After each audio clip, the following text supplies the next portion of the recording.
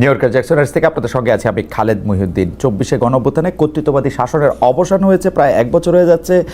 গণতন্ত্রের যে নতুন অভিযাত্রা, তাতে আশা জাগে নিয়ে কি দেখছি আমরা, নাকি একজন আরেকজনের বিরুদ্ধে, যারা 24-এর সহযোদ্ধা ছিল বলে নিজেদের দাবি করেন, তারা একজন আরেকজনের বিরুদ্ধে আঙ্গুল তুলেই যার যার নিজের কৃতিত্ব জাহির করতে যাচ্ছেন। এসব নিয়ে কথা বলতে আমরা জনকল্যাণমুখী রাজনীতিটা কোথায় আছে, কোথায় হচ্ছে, সেগুলি নিয়ে কথা বলার জন্য এখন আমরা আলোচনার জন্য এখন আমাদের সঙ্গে আছেন সাউথ এশিয়ার প্রধান সম্পাদক সিনিয়র সাংবাদিক জনাব মাসকাওয়াত হাসান। জনাব মাসকাওয়াত হাসান, আপনাকে আমাদের অনুষ্ঠানে স্বাগত জানাই। আপনি মাসকাওয়াত হাসান পাকিস্তান থেকে যুক্ত হয়েছেন আমাদের সঙ্গে। আপনার সময় দেওয়ার জন্য অনেক ধন্যবাদ এবং শুভেচ্ছা। আমাদের সাথে আরও থাকছেন রাজনৈতিক বিশ্লেষক এবং নির্বাচন ব্যবস্থা সংস্কার কমিশনের সদস্য ডক্টর জাহিদুর রহমান। ডক্টর জাহিদুর রহমান, আপনি আপনার ব্যস্ততার মধ্যে আমাদের সময় দিয়েছেন, সেজন্য আমাদের শুভেচ্ছা এবং কৃতজ্ঞতা জানবেন। আমি প্রথমে মাসকাওয়াত ভাই আপনার কাছে একটু আসতে চাই। মাসকাওয়াত ভাই, আমি মানে যখন আপনারা আসবেন তখন একভাবে ব্যাপারগুলি নিয়ে ভাবতে থাকে, আমাদের গবেষক দল প্রশ্ন একরকম তৈরি করতে থাকে, কিন্তু পুরো ব্যাপারটাই একটু অন্যরকম হয়ে গেছে গত 2-3 দিনের ফেসবুকের স্ট্যাটাস এবং পাল্টা স্ট্যাটাসে। আমি যদি প্রথমে মাহফুজ আলম সাহেবকে ধরি, মাহফুজ আলম সাহেব প্রথমে একটি স্ট্যাটাস দিলেন যে তিনি একটি সার্কেলে সবাই দুর্নীতিগ্রস্ত, একজন শুধু বাদ থাকলে কি হবে, একটি নতুন দল। তিনি স্পষ্টত দুর্নীতির কিছু কথা বললেন, পরে আবার এটি চেঞ্জ করলেন। এই ঘটনাটা হয়েছে আবার আরেকজন উপদেষ্টার সহযোগী বা সাবেক উপদেষ্টার সহযোগী, অর্থাৎ নাহিদ ইসলামের সহযোগী কিনা রিয়াদ, যিনি ধরা পড়েছেন, তার হয়ে টাকা তোলেন কিনা সেটার জন্য। আজকে আবার নাহিদ ইসলাম একটি পোস্ট দিলেন যেখানে তিনি সাদিক কায়েম, অর্থাৎ শিবিরের যিনি সভাপতি ছিলেন, তাকে ঘিরে জুলকারনায়ন সায়ের ষড়যন্ত্র করছেন। জুলকারনায়ন সায়ের আবার বললেন যে এইটার জন্য এটা। আমরা আসলে মানে আমি আমি আমি আমি সোশ্যাল মিডিয়ার এই কথাগুলি থেকে মানে একটাকেও আমি সত্যি ভাবতে চাই না, কিন্তু আমার বন্ধুরা বলতেছে যে সবগুলি সত্যি। মানে নাহিদের অভিযোগ সত্যি, জুলকারনায়ন সায়ের বিরুদ্ধে অভিযোগ সত্যি, জুলকারনায়ন সায়ের যেটা নাহিদের বিরুদ্ধে বলতেছেন সেটা সত্যি, মাহফুজ আলম যেটা বলতে চেয়েছেন সেটাও সত্যি। আপনি কি মনে করছেন মাসকাওয়াত ভাই? আপনি যদি আমাদের একটু বলেন। আমি কিন্তু আপনাকে দেখতে পাই, আপনি সীমান্তের শেষ ফাঁড়ির মতো আপনি তাদেরকে একেবারে নিরঙ্কুশ এবং কোনো রকম ছাড়া সমর্থন দিয়েই যাচ্ছেন, বলেই যাচ্ছেন, এবং অন্যদেরকে আপনার তীক্ষ্ণ লেখনী দিয়ে সমালোচনা করেই যাচ্ছেন। মানে আপনার চোখে যে তারা এখনো অনেক একই রকম আছে, ভালো আছে বা সে থাকতে পারলো, আপনি আমাকেও একটু শিখিয়ে দেন, কারণ আমিও ওদেরকে ভালোই দেখতে চাই। মানে এইটা আপনি একটু আমাকে একটু যদি শেখান।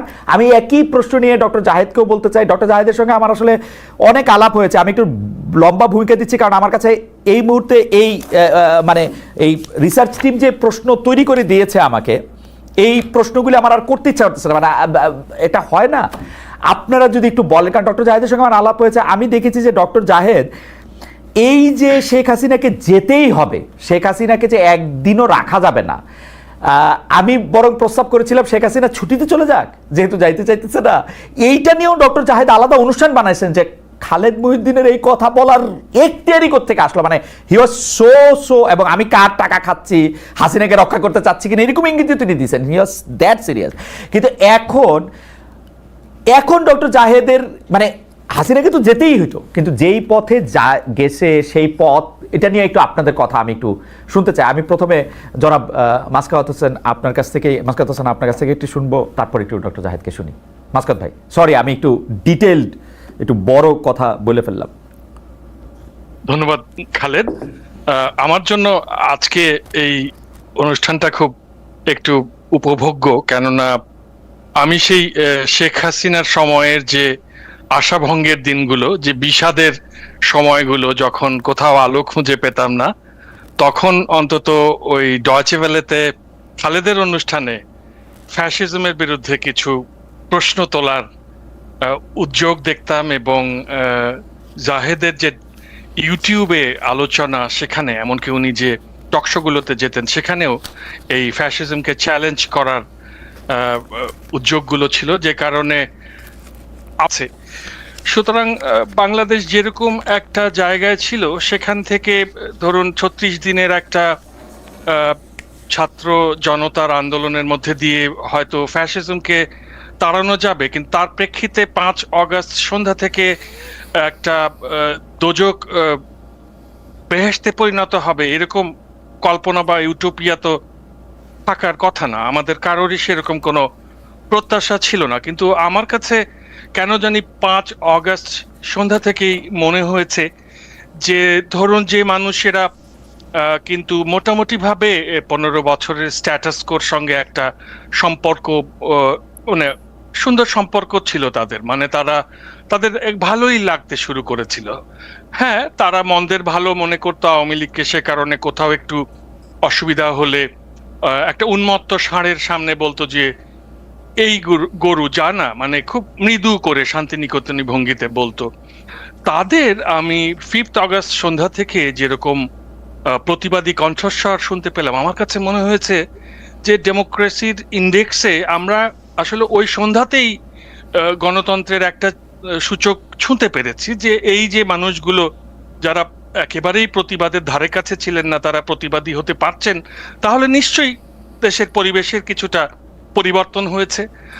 আর এখন এই ক্রেডিট গোজ টু হুম, এইটা নিয়ে বাংলাদেশে একটা সমস্যা আমাদের সব সময়ই রয়েছে। আপনি মুক্তিযুদ্ধের পরে দেখবেন যে এইখানে কার কতটা অবদান তা নিয়ে নানান রকম জটিলতা তৈরি হয়েছে, আর এর ডিটেলে যাব না, আমরা জানি। সুতরাং এই যে জুলাই বিপ্লব বলি আমি, এটাকে যদিও আপনারা অভ্যুত্থান বলেন এবং কেউ কেউ আন্দোলন বলে, প্রায় তো এটার পরে ক্রেডিট গোজ টু হুম নিয়ে আমি বেশ কিছুটা অস্থিরতা দেখেছি। আমার কাছে না একটা জিনিস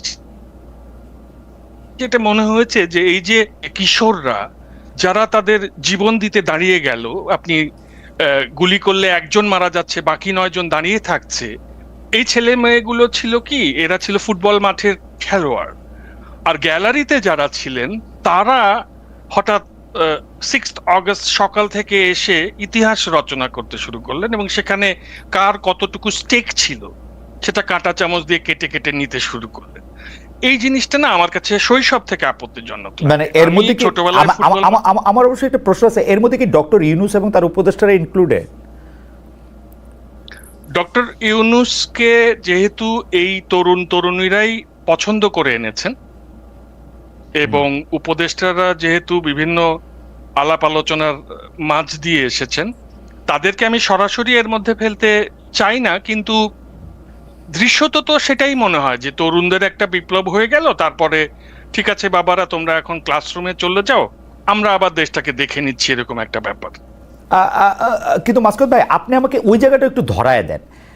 আপনি তরুণদের বিপ্লব বা তরুণদের বিদ্রোহী হওয়ার অংশে আপনি ঠিকই বলছেন, মানে ওদের বিদ্রোহ, মানে আমরা এখানে যে 3 জন আছি, আমি গালিও খাই প্রতিদিন যে আপনারা 3 জন তো একই পক্ষের লোক।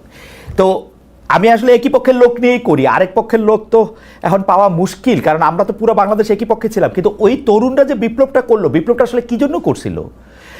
বিপ্লবটা কি করছিল হাসিনা যে 16 বছর ধরে দুঃশাসন চালাইলো, যেটার মধ্যে ওরা এসে এখন আমারে জিজ্ঞেস করে আপনি 16 বছর কই ছিলেন?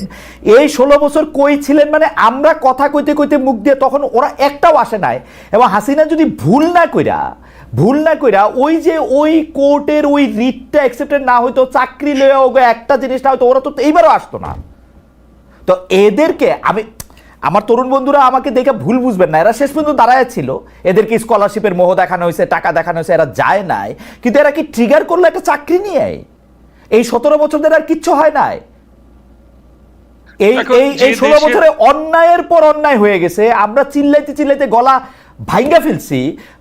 ওই সময় ওরা আসলো না কেন? এরাও এখন বিএনপি রে বলে, জামাত রে বলে, জাহেদ রে বলে, মাসকাওয়াত রে বলে, ওরা কই ছিল?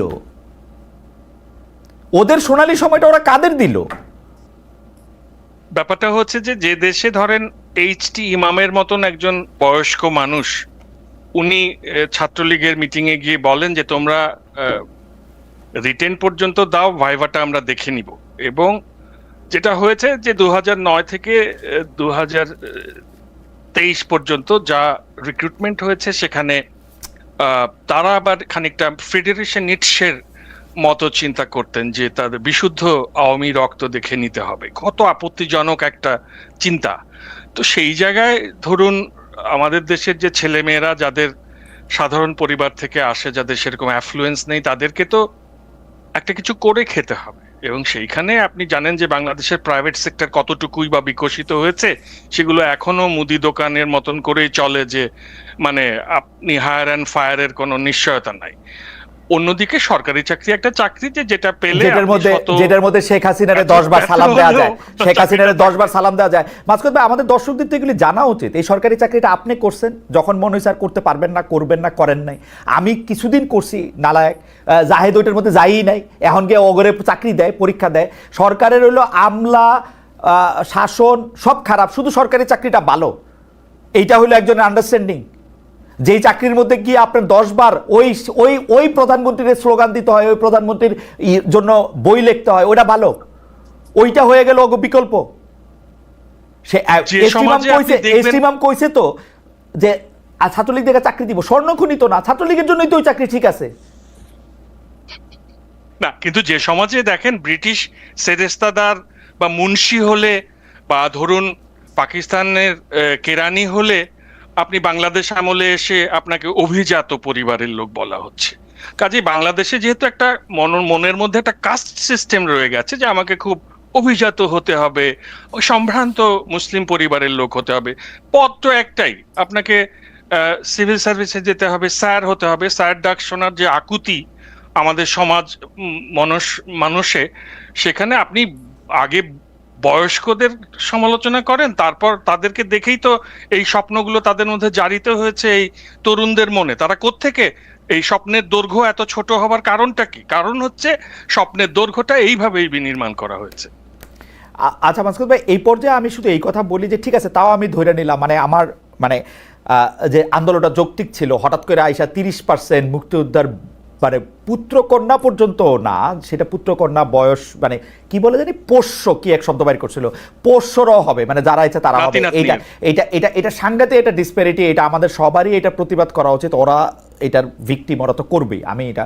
কিন্তু তারপরে তো একটা 5 আগস্ট হইল, ওদের আত্মত্যাগের বিনিময়ে হইল। ওরা রাস্তায় থেকে গুলি খাইয়া একটা মহিলা আরেকটা না গিয়েই হইল। কিন্তু আসলে আমরা ধইতে দেখলাম এমন একটা জিনিস যেটা আমাদের মনের ইচ্ছায় ছিল, কিন্তু তারপরে কি হইল? মানে এটা 1 বছর হয় নাই, আমরা কেন, মানে আপনি বাদে, আপনি এখনো ইমান ধরে রাখছেন, আমাদের ইমান নষ্ট হয়ে গেছে। এই ইমানটা নষ্ট হওয়ার মানে কি, মানে এই দোষ কি আমাদের? মাসকুদ ভাই যদি একটু বলেন যে মানে এই গত 1 বছরে আপনার যদি একটা রিপোর্ট কার্ড দিতে হয়, মানে কি হইতেছে আপনি আমার বলেন। মানে যেগুলো আমরা মুখ দিয়েও বাইর করতে চাই না, কিছু হইলে দেখে পুরান বন্দোবস্ত এটা দেখায়। 2006 সাল পর্যন্ত ধরেন চাঁদাবাজিটাও যে লেভেলে ছিল, সেখানে একজন রাজনৈতিক কর্মী সারা জীবন চাঁদাবাজি করে এই 2-3 কোটি টাকা হলেই বাস যথেষ্ট। কিন্তু শেখ হাসিনার সময় এসে আপনার পিয়নের 400 কোটি টাকা, তারপরে আপনার নিজের মুখে সংবাদ সম্মেলনে বলে দিয়েছে সভাপতির 1000 কোটি টাকা। না বাসকাত ভাই, আমার 400 কোটি টাকাতেও প্রবলেম নাই, এটা যে একটা গর্বের বিষয়, এটা যে একটা সংবাদ সম্মেলনে বলা যায়, এবং আমরা সাংবাদিকরা বৈশা যে এটা আবার শুনলাম, মানে এইটা না একটা ডিস্টোপিয়ান ওয়ার্ল্ড, মানে এটা আসলে একটা স্বাভাবিক দুনিয়া ছিল না আসলে। ওটা নিজের মুখে এটা বলছে যে আমার পিয়নেরই 400। তা আপনি বুঝতে পারছেন যে 2009 সালে যার কাঁচা বাড়ি, তার 2015 সালে প্রাসাদ, যে ঘড়ি ছিল না হাতে, তার হাতে রোলেক্স ঘড়ি, চুলে জেল দিয়ে সুইমিং পুলে সাঁতার কাটছে।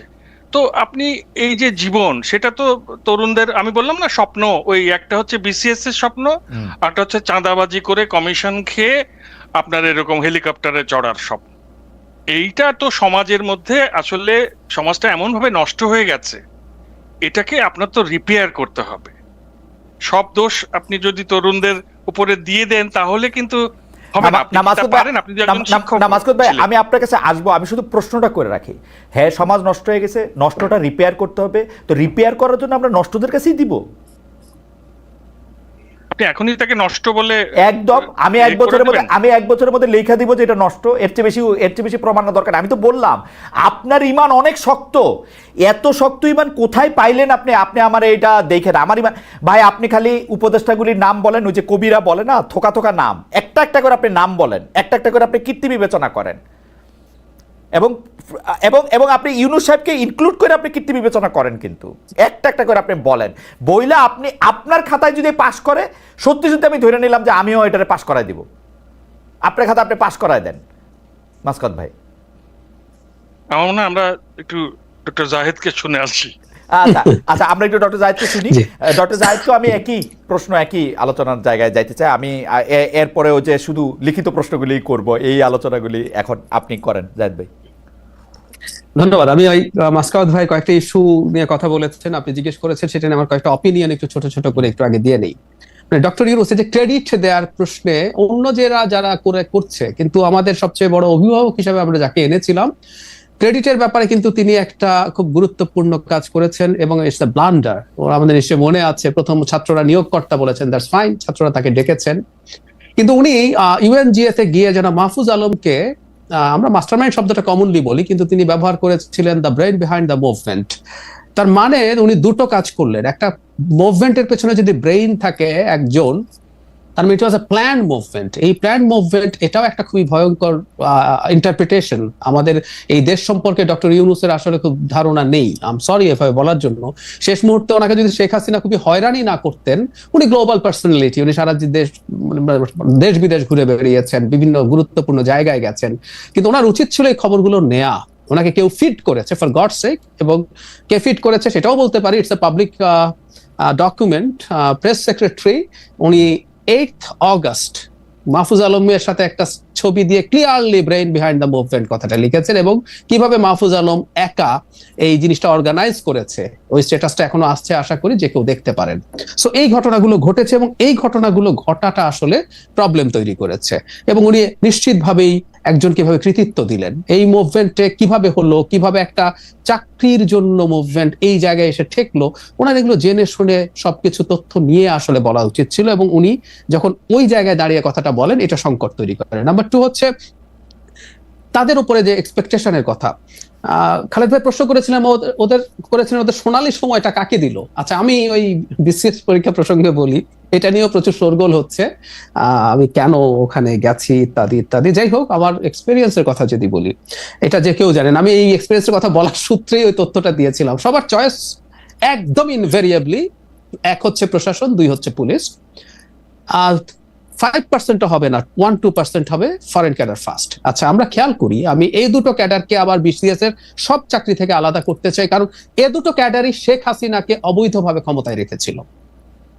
খেয়াল করুন, প্রশাসন, তার মানে তারা এমন একটা চাকরির পার্ট হতে চেয়েছে যে রিটার্নিং অফিসার বা অ্যাসিস্ট্যান্ট রিটার্নিং অফিসার হিসাবে রাতের ভোট করেছিল শেখ হাসিনার জন্য, যে শেখ হাসিনার হয়ে পিটিয়ে, গুম করে, খুন করে শেখ হাসিনা ক্ষমতায় রেখেছে পুলিশ ক্যাডারে।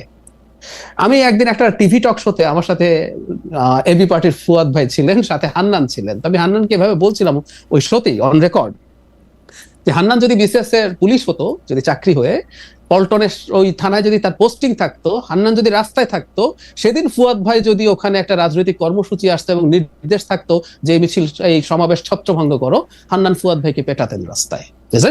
এটাই তোর চাকরি। তার মানে আমাদের তরুণরা শেখ হাসিনাকে সার্ভ করার চাকরি, এবং যে দুটো চাকরি, অন্য ক্যাডার গুলো ঠিক অতটা সরাসরি সরকারকে ক্ষমতায় রাখার সাথে জড়িত না, যে দুটো ক্যাডার তার সরাসরি ক্ষমতায় রাখার সাথে জড়িত, তারা ও দুটো যেতে। কিন্তু ডক্টর রহমান, আমি মানে আলোচনাটার ইয়ার জন্য, আপনার মনে হয় না যে ওরা বিএনপি মডেলটা নিছে? 2018 সালের যে ইলেকশনের মধ্যে যে ইলেকশনটা খারাপ হয়েছে, এই খারাপ কথাটা আমরা বিএনপি নিতে কোয়াইতে, আমার মনে আছে যে আমার জীবন বাইরে হয়ে গেছে। তারা 36 ঘন্টা পরে না কতদিন পরে গিয়া তারা প্রেস কনফারেন্স করছে, তারপরে নিজেরা গিয়ে জয়েন করছে, টু মাই আটার সারপ্রাইজ। আমি যখন তাদের জানতে চেয়েছি যে তারা আপনারা গিয়ে জয়েন করলেন কেন, আমরা ভিতরে গিয়েও শেখ হাসিনার বদনাম করতে চাই, সেই জন্য আমরা এটা করছি। তো হান্নান মাসুদরাও তো ভিতরে গিয়া না পিটায়, আপনি কেমনে জানেন, ওর তো বিএনপি মডেলও নিতে পারে, না পিটায় শেখ হাসিনারে ভয় দেখাইতে পারতো যে আমরা এসেছি এখন তোমাদের এখন সাবধান হতে ওটা আপনার প্রথম যে বিএনপির কথা বললেন, আমি নিজেও খুব অবাক হয়েছি। বিএনপি তার ইতিহাসে যতগুলো ডিজাস্টারাস ডিসিশন নিয়েছে তার মধ্যে এটা অবশ্যই একটা। কিন্তু যেটা হয়, একটা এমপি একজন ইন্ডিপেন্ডেন্ট মানুষ, একটা সরকারি চাকরি যখন কেউ করতে যায় তাকে আসলে ওই অর্ডার গুলো পালন করতে হয়। ধরে নিলাম চাকরি করতে করতে কোনো এক সময় তারা ইউএনও হলেন, আফটার সাম ইয়ার্স তারা মানে অ্যাসিস্ট্যান্ট রিটার্নিং অফিসার হবেন, শেখ হাসিনা আবারও চুরি করবেন, তার পক্ষে তো সম্ভব ছিল। ডক্টর রহমান, তাহলে আপনি আমার এতজন বন্ধুরে চাকরির থেকে বাদ দিলেন কেন? এতজন বন্ধুর বিরুদ্ধে মামলা দিলেন কেন? এতজন বন্ধুরে কেন আপনি বাইর করলেন যে এরা ডিসি থাকা অবস্থায় এই বদমাইশিগুলি করছে? শেখ হাসিনা কইলে কোন ডিসির কোন মাথা যে সে কিছু একটা আমি বের করলাম, কারণ হচ্ছে এটা আপনি আমার থেকে অনেক ভালো জানেন, সেটা হচ্ছে ওনারা প্রজাতন্ত্রের কর্মচারী, ওনারা শেখ হাসিনার ক্যাডার না, এবং বেআইনি কোনো কিছু করার জন্য তার রেসপন্সিবিলিটি শুধুমাত্র তার। আমি একটা জিনিস কোট করি, যেমন ধরুন এক্সট্রা জুডিশিয়াল কিলিং হচ্ছে, কোনোদিন কোন যিনি হাতে এক্সিকিউট করেছেন কোনোদিন তিনি বলতে পারেন না যে প্রধানমন্ত্রী আমাকে বলেছে বলে এই গুলিটা আমি করেছি, বা কাস্টোডিয়াল টর্চার, এটাও বেআইনি ব্যাপার। এটার দায় তাকে এককভাবে নিতে হবে, আমরা তাকে এই কারণেই শাস্তিগুলো দিচ্ছি। তো আমি যে কথাটা বলছিলাম খালেদ ভাই, আপনি যে আশাহত যতটা হয়েছেন, আমি আসলে এতটা আশাহত হই নাই। আমার ঈমান আসলে আগেই ছিল। আপনি ঈমান রাখছিলেন, মাসকাত ঈমান ধরে রাখছেন, আমার ঈমান আগেই ছিল না। আমি যে তরুণরা এই রকম জায়গা থেকে উঠে এসছে, এবং আমি একমত মাসকাত ভাইয়ের সাথে একেবারেই, এই রকম পচে যাওয়া একটা সোসাইটি যেটা সোশ্যাল অ্যাকসেপ্টেন্স আছে, আমি কথাটা ইদানিং রিপিটেডলি বলছি, এখন এই করাপশন, এই রকম দুর্বৃত্তায়ন আমাদের কালচারের পার্ট হয়ে গেছে। খেয়াল করুন, আমরা কি এই প্রশ্ন এই দেশে করি? আপনি অনেকদিন দেশে আসেন না, মাসকাত ভাইও আসেন না, কিন্তু আপনি নিশ্চয়ই খবর রাখেন। আমাদের সমাজে কি কোনোদিন আমরা এই প্রশ্ন করি, একটা ছেলে বিসিএস চাকরি পেলো বা সরকারি 3rd 4th ক্লাস গ্রেডের চাকরিও যখন পায়, রাতারাতি তার একটা গাড়ি হয়ে যায়, রাতারাতি তার একটা ফ্ল্যাট হয়ে যায়, আমি ন্যূনতম কোনো প্রশ্ন দেখি না, বরং আমরা প্রত্যেকে চাই আমার সন্তানটা গিয়ে ওখানে হাজির হোক। সো এই যখন অবস্থা, সেই তরুণদের সামনে যখন, আমি আবারও বলছি সব তরুণ করাপ্ট হবে না আমি তাই মনে করি না, কিন্তু একটা উল্লেখযোগ্য অংশ হবেই নি। স্ট্যাটিস্টিক্যাল যে প্রবাবিলিটি আছে সেটা তাদের ক্ষেত্রেও প্রযোজ্য, কোনো সন্দেহ নাই। তো সেই তরুণের সামনে যখন এরকম অবারিত সুযোগ আসে, it's the same thing. BCS চাকরি হয়ে আপনি ঘুষ খান আর চাঁদাবাজি করেন, এর মধ্যে আলাদা কিছু নাই, বরং কম বয়সে তারা আরো অনেক, মানে 1-2 কোটি খাওয়ার জন্য তো বিসিএস এর যে জায়গায় যেতে হতো, কম বয়সে তারা সেটা দেখে ফেলছে। তো এটা করবেন তো ডক্টর রহমান, আমি শুধু বোঝার জন্য, যেহেতু আপনি এগুলি কাছে থেকে বিশ্লেষণ করেন, আমি দেশে সর্বশেষ গিয়েছিলাম 2024-এর ইলেকশনটা যখন হয়েছে, তো সুতরাং আমিও একটু আমার কাছে কিন্তু পরে মনে হয়েছে যে এই কথাটা হয়তো ঠিক। তারা যে আন্দোলনটা করতেছে সেটা একটা চাকরিকে ঘিরা না, 2019 সালের পর থেকে তারা সংগঠিত হইতেছে, সেটা যদি চাকরি হোক, নিরাপদ সড়ক চেয়ে আন্দোলন হোক, এমনকি আমার ঝাড়ু দেওয়ার অধিকারও হোক, এরকম একটা কিছুকেও যদি তারা জাতীয় আন্দোলনে পরিণত করতে পারে, তারা আসলে আলটিমেটলি আন্দোলনটা করতেছিল শেখ হাসিনাকে ফেলে দেয়ারই। এতে তাদের সবচেয়ে বেশি সহায়তা করছে শেখ হাসিনা নিজে, কিছু গুরুত্বপূর্ণ সিদ্ধান্ত নিয়ে যেগুলিতে তাদেরকে আসলে সাহায্য করা হয়েছে তাদেরকে। তো আপনার কাছে কি এইটা এরকম মনে হয় না যে আসলে চাকরিটা না, তারা আসলে সংগঠিত হইতেছিল একটা কমন কজকে ঘিরা, যেটাতে তারা আসলে শেখ হাসিনাকে ধাক্কা দিতে পারে? আমি মনে করি না। তাদের অনেকের ভেতরে এই ইচ্ছা ছিল না তা বলছি না। আমি আমার রিটেন ডকুমেন্ট আছে, আমি অনেকগুলো কলামে এটা লিখেছি, আমি আমার ভিডিওতে বলেছি, আমি বাংলাদেশে তিউনিসিয়া মডেলের একটা ঘটনা ঘটবে, আমি সেটা একদম ক্লিয়ারলি বলেছি।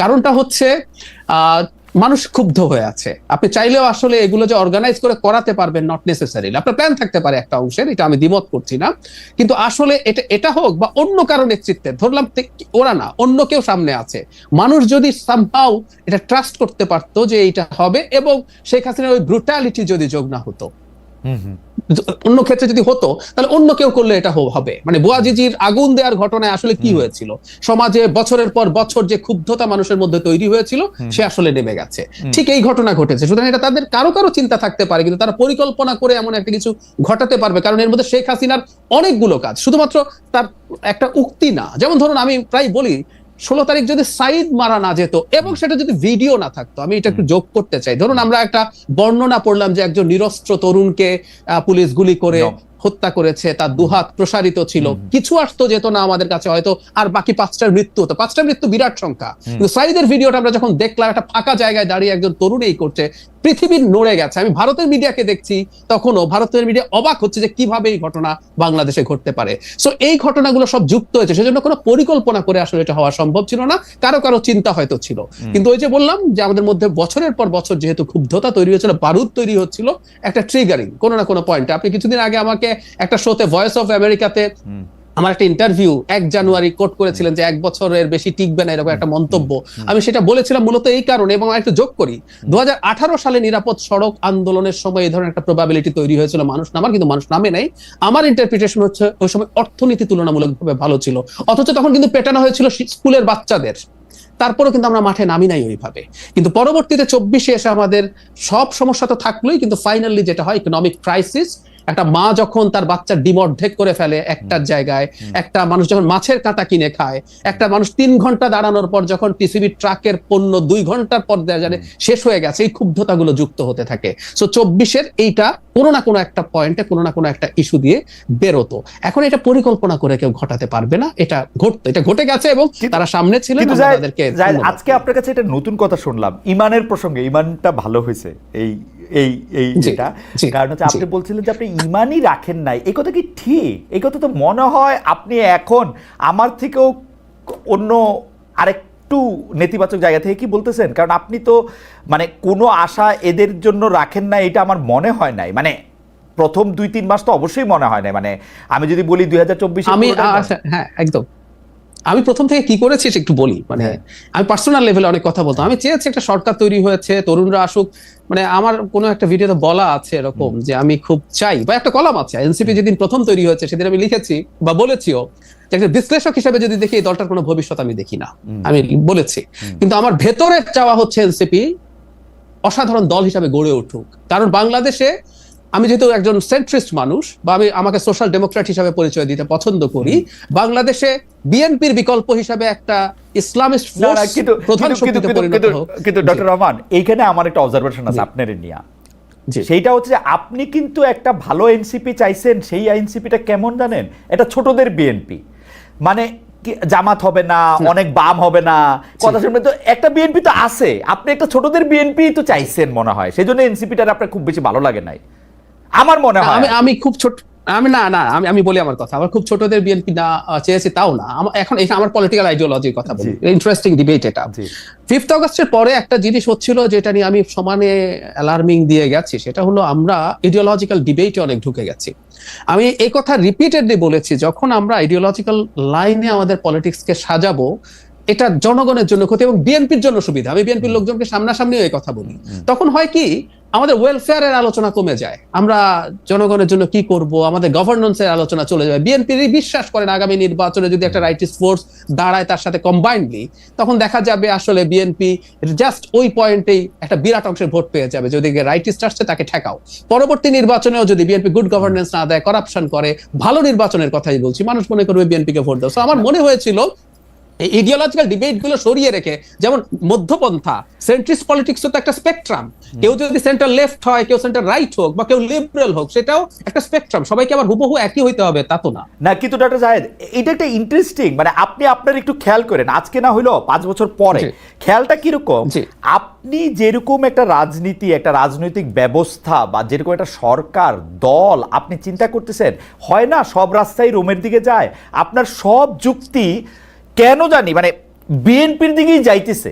মানে বিএনপি যেরকম, মানে এইটা এই যে মাসকাত ভাই হাসতেছেন, হাইসা জাহেদও একটু হাসছে, কিন্তু আপনি খেয়াল করে দেখেন, আপনি ডক্টর জাহেদ রহমান আর জনাব তারেক রহমান, হওয়ার কথা ছিল না, এটা হওয়ার কথা ছিল যে ডক্টর জাহেদ রহমান যে চাপটা আসলে সরকারের উপরে রাখতেছেন, আমি সক্রেটিসের কথা ধার করে কইতে চাই যে সে ডাস পোকার মতো, বা সক্রেটিসের কথা বলে অন্য তার ছাত্ররা যে কথা বলছে সেইটা না হইয়া বরং এটা যেন বিএনপিরই একটা বিনির্মাণ করতেছে, এটা আমার মনে হয়। এবং অনেকের মনে হয়, অনেকের আরো কি মনে হয় জানেন ডক্টর জাহেদ? অনেকের মনে হয়, আরো মনে হয় হচ্ছে ডক্টর জাহেদ, আপনি যে এখন বিসিএস ভাইবা নিতেছেন, আপনিও কোনো না কোনো ভাবে একটা লোক যথেষ্ট পরিমাণে বিএনপি কিনা, মানে সেটা কিন্তু বিএনপি না, আপনার মনে কিছু প্যারামিটার আছে।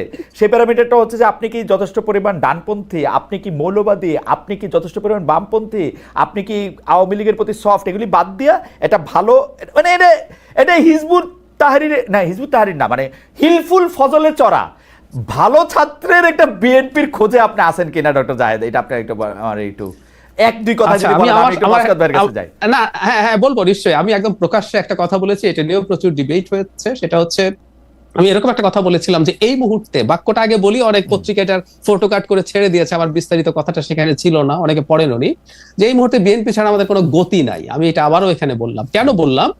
আমরা দল করতে হবে নট নেসেসারিলি, কিন্তু আমাদের প্রত্যেকের পলিটিক্যাল ইডিওলজি আছে। আমি রাজনীতিকে কেমন দেখতে চাই, বাংলাদেশের ভবিষ্যৎ কার হাতে থাকুক আমি চাই, সেটা নিয়ে আমার একটা চিন্তার জায়গা আছে। আমি যদি গ্রোসলি এটুকু বলি সহজভাবে বোঝার জন্য, আমি যদি একজন সেন্ট্রিস্ট মানুষ মনে করি, বাংলাদেশে এই মুহূর্তে উল্টো দিকে আরেকটা রাইটিস্ট ফোর্স, আমি একদম এক্সট্রিম রাইটের কথা বলছি না, যে রাইটিস্ট ফোর্স গুলো, এটা নিয়ে আমার ডিবেট আছে, আমি সময় থাকলে বলবো, এটা নিয়ে আলাপটাও করছি, যারা কনস্টিটিউশনাল পলিটিক্স করে, ধরুন আমি নাম বলছি জামায়াতে ইসলামী, ইসলামী আন্দোলন, যারা কনস্টিটিউশনাল পলিটিক্স করে বলে দাবি করে বলছি, আমি পরের সুযোগে এটা নিয়ে কথা বলবো, যে তারা আবার শরিয়ার কথাও বলে কায়েম করবেন, কোনো মানব রচিত আইন থাকবে না বলছেন, সেটা আবার কিভাবে ফিট ইন করে, যে ডিফারেন্ট ডিবেট। কিন্তু এই আইডেন্টিটি পলিটিক্স এর বিরুদ্ধে আমার খুব স্পষ্ট অবস্থান আছে। আমি ভারতের বিজেপির বিরুদ্ধে এত কথা বলেছি, আমার ইউটিউব চ্যানেল কিন্তু ভারতে অফিসিয়ালি বন্ধ করা হয়েছে, right, officially I got a mail. So আমার একটা নীতিগত অবস্থানের জায়গা আছে। এমনকি আওয়ামী লীগের বাঙালি জাতীয়তাবাদ, আমি প্রথম আলোতে কলাম লিখেছি যে আমরা বলছি যে বাঙালি জাতীয়তাবাদ দিয়ে আমরা আমাদের বিভেদ সরাতে পারবো, আমি বলছি স্টিল এটা একটা আইডেন্টিটি এবং এটা অন্যকে এক্সক্লুড করে। সেই কারণে আমি মনে করছি শর্ট টার্মে আমরা যারা মধ্যপন্থী মানসিকতার মানুষ, সেই কারণে আমার মনে হয় এই বিএনপি ছাড়া শর্ট টার্মে একটা অল্টারনেটিভ আমি যেরকম চাই তৈরি হওয়ার আগ পর্যন্ত this is the only option আমার মনে হয়। আপনার মধ্যপন্থা এবং বিএনপি নিয়ে মানে এটা হয় কি, মানে ঠিক টেলিভিশন লাইভ আলোচনার বাদে আমরা যদি দর্শকদের উপস্থিতিতে এইটা নিয়ে আমার আপনার স্পেসিফিক কিছু কথা বলার আছে, আপনারই শুধু না, মানে বিএনপি মধ্যপন্থা দল কিনা, বিএনপি আসলে বাংলাদেশকে কোথায় নিয়ে যাবে, একটা মধ্যপন্থার দলের বাংলাদেশে প্রয়োজনীয়তা এবং এটার নেতৃত্ব আসলে বিএনপি দিতেছে কিনা, কেন এনসিপি এর থেকে দূরে সরতেছে, আমাদের কখনো সুযোগ হলে আমরা একটা দর্শকদের মানে একটা থিয়েটার,